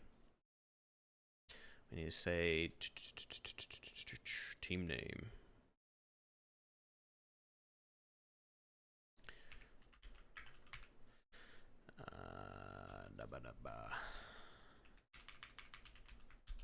Does that do what I want? I was in a dark room. Have you looked into Tailwind? Yeah, the OpenHud uses Tailwind. Just between HUDs, observing, and replays, you could easily have 5 plus P. Oh, even more than that. Sometimes. Please ban bot. I like Tailwind. Although I've started at work I've been trying to get him to use Tailwind, but now that I've started using just SCSS, I am starting to come back around to not using Tailwind. I'm a certified Tailwind hater. It makes it so much faster. I can see why. Because listen, so one of the things at my internship is modernizing the front end of our app, our control panel app, which is like for the corporate office to use. Anyway, it looks very outdated. My job has been to modernize it. But everything, dude, they had like such a minimal style sheet, and almost all of the fucking, and this is like for an app that does not have Tailwind and does not have like reusable components because it's like an ASP app. All of the styles were fucking in line. They were all in line. They were all in line, bro.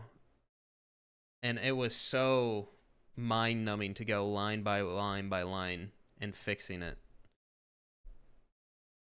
I don't use Tailwind on my project, but at work we use it.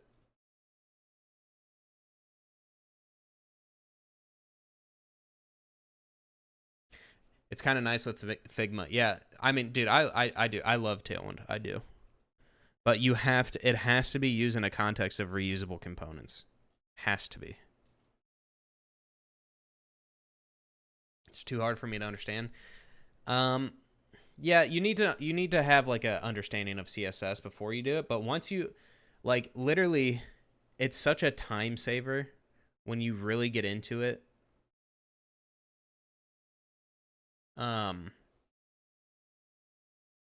It's just nice, bro. It's just nice. That's all I gotta say.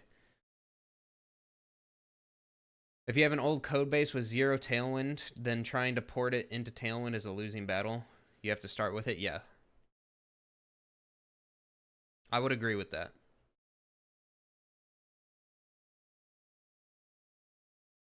But if anyone wants any freaking tips, never, unless you're using Tailwind with reusable components, do not fucking style anything. Obviously there's small exceptions to this, but do not style anything inline. It is so annoying.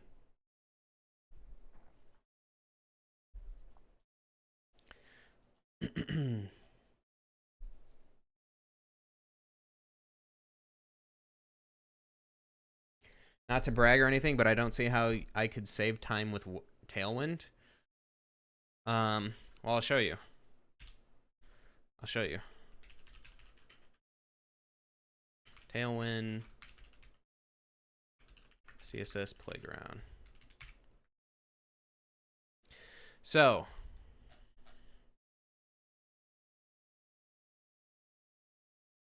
did I get all that? Yeah, I did.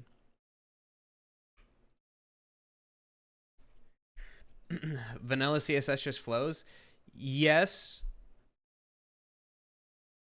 But, okay, so this is the thing, right? So this is the time saver. So if I had a div and I'd say I wanted to make a button, right? Let's just do button type equals button.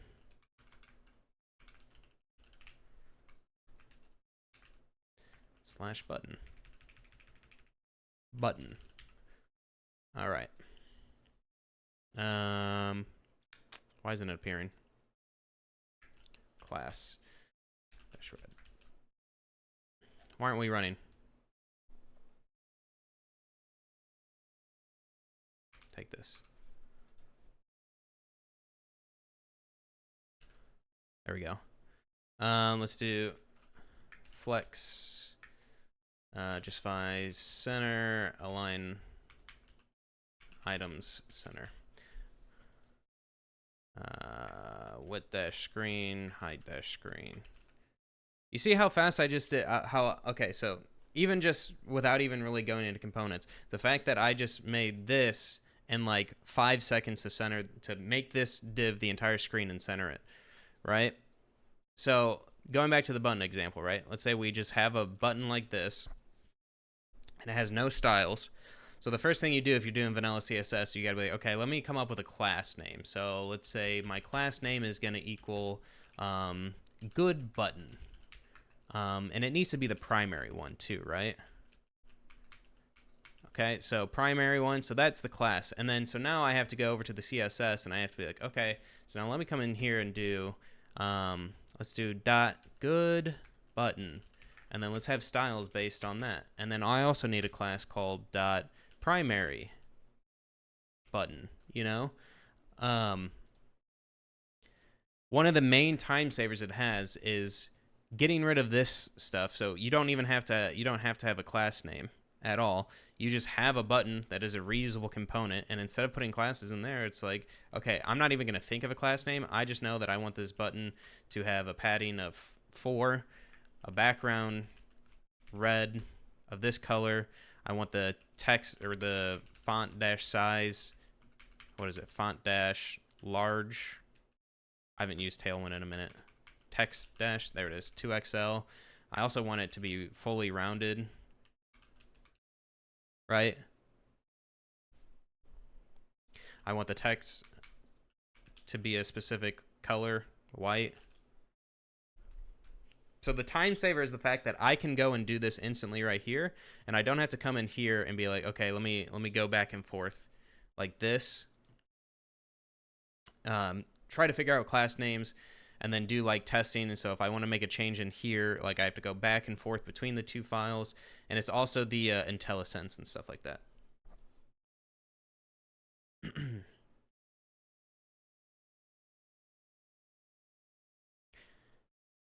Maybe I'm just used to my setup VS Code autocomplete really helps. Yeah, I mean there's a bunch of extensions you can get, so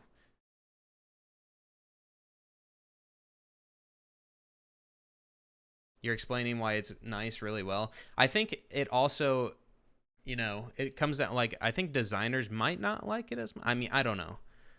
But this is just so much faster for me because I don't have to think about naming a class.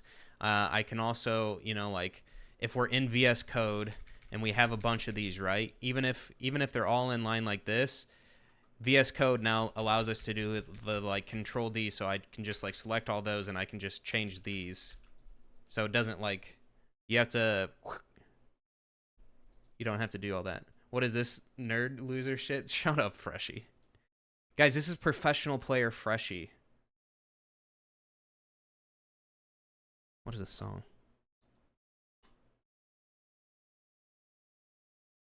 professional Blue Jay.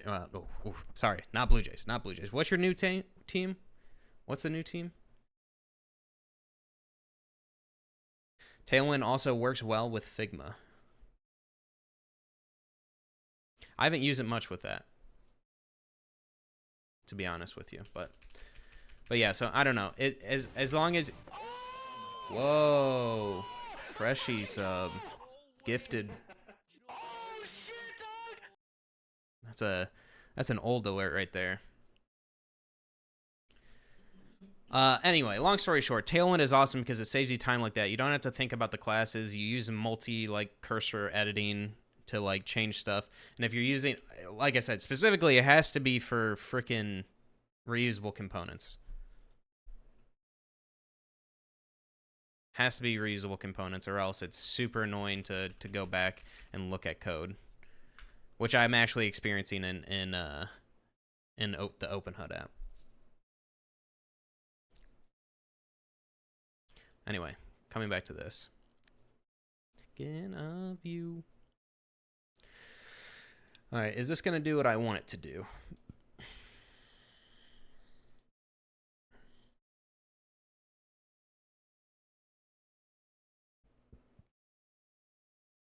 I don't think this is actually what I want. Maybe I just do this. Center. Maybe I just need the box to be smaller.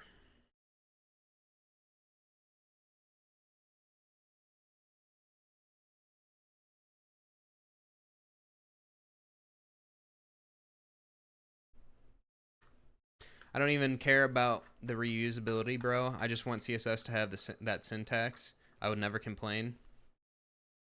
Yeah. The shorthands for everything, is that what you mean? Yeah, like instead of having to type background dash color colon var primary red, you have the shit set up so it's just you do bg dash primary color, you know?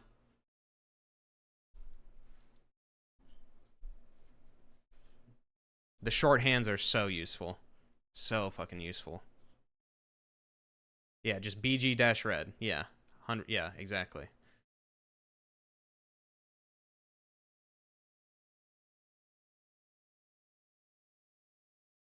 You was my first girlfriend. All right.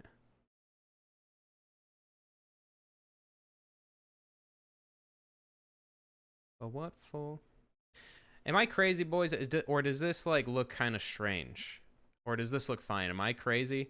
To me, it's like this. The team name doesn't look like the spacing is too much between there and there. Maybe the logos go over. I'll be going now. Got to touch some grass and get some dinner afterwards. Good luck. Good luck. See you, mister. Appreciate you coming out. Again, always fun to talk to you.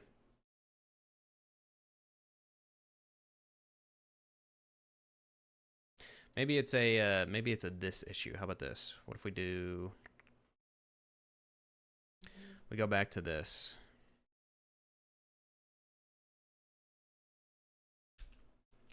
Yeah, I think that's probably the better fix there. I'm a sub. I'm a loyal sub. You've never yourself subbed to me ever. Don't lie to me. Don't freaking lie to me here.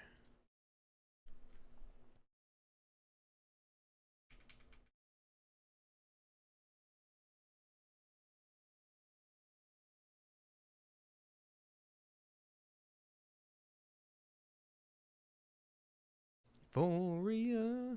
Yeah, let's do that. I like that better. I play. Hold on. Try without console open. Okay. I play M80 when they all have 100 ping. Do I win today? No, you don't win. You different. Yo, thanks for the gifting the sub to Hambuga. Even though he just insulted me saying, holy shit, this guy's a nerd. Ha ha ha ha ha. Whatever, man. Why don't you code some bitches? Fuck you, Adam. Fuck you. You're just lucky. I would. Guys, I met this guy Adam in person, and he just looked down at his shoes the whole time. This guy was so freaking awkward.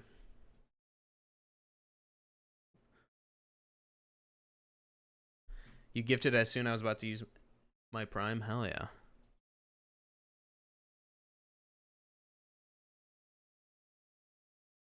Well, now go use your Prime on Freshie because you know he loves streaming, right? Tell my bros.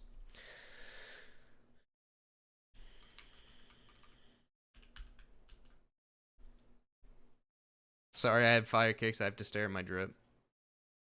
Hello, JT. How much money for you to code OpenHud for Day of Defeat source? Never. Well, actually, give me like $1 million and I'll do that.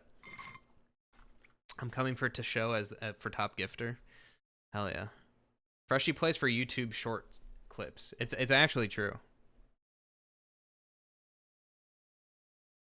Isn't that crazy when people just play for YouTube short clips? Instead of like actually playing against like, you know, he'll like go and like queue into like a silver game or something and then like say he has a say that he's like, "Oh, look at this crazy clip that I got." Freshie, is your team even ECL anymore?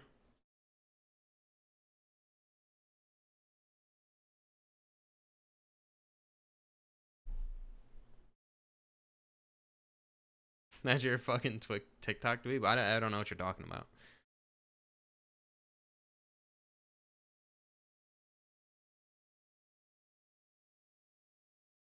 Yeah, if Dave Defeat, like, I doubt Dave Defeat has a GSI.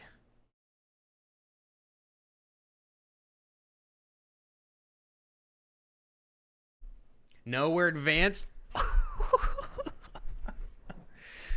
Yeesh, bro. Yeesh.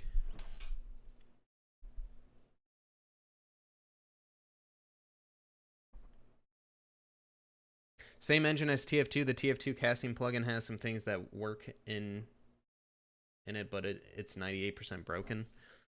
No shot Dave Defeat has a GSI, bro. I'm making bank, so I don't care. Bro, what happened, dude? Adam, you changed. You don't care about winning anymore. You just care about the money, getting the bag. That's all you care about.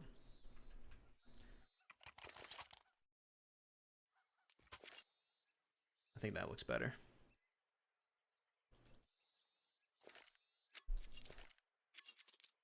The one in front of the gun lives forever.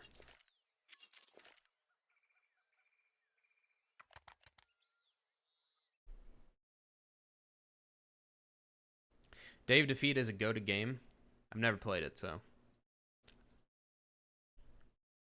When bills are due, we got to focus on the back.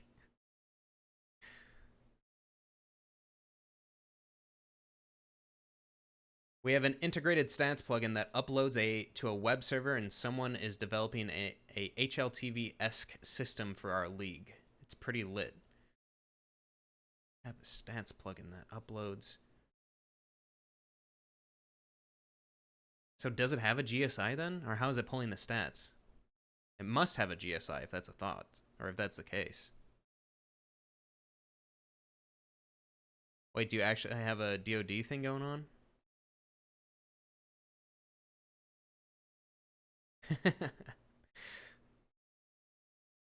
You guys really like it. You should cast for our team. I think our guy wants one. Tell him I'll do it. But I mean, if it's advanced, maybe a little green thrown my way. You know what I mean? What the fuck is a GSI? We just use source mods. GSI is like what Counter-Strike uses to send all of the data from a live server to like a backend, like web server.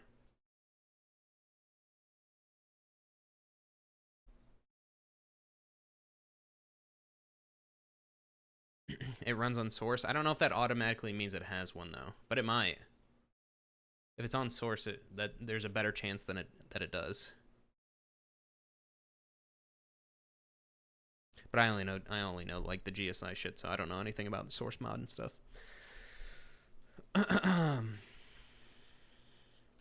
Freshy, tell your guy to get in contact with me. It seems like they got some money to throw out. You know what I mean? So.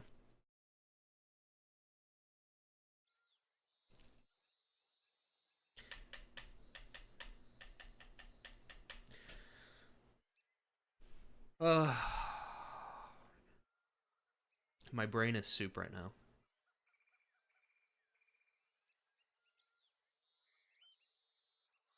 All right, guys. I think I'm gonna call it there.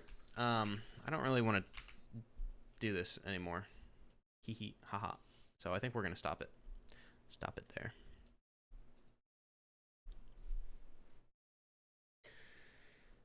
Yeah. Anyway, I appreciate you guys coming out, and Bot Lathe, I appreciate the help you've been giving me, and all the gifted subs. Zach, thank you for that. You're gonna be taking that top spot pretty soon. Kind of. 21. It's a lot to get to. Okay, my pug popped. Wow, and I wasn't even frickin' invited. Goodbye, everybody. Look at Steam. Did I get something on Steam?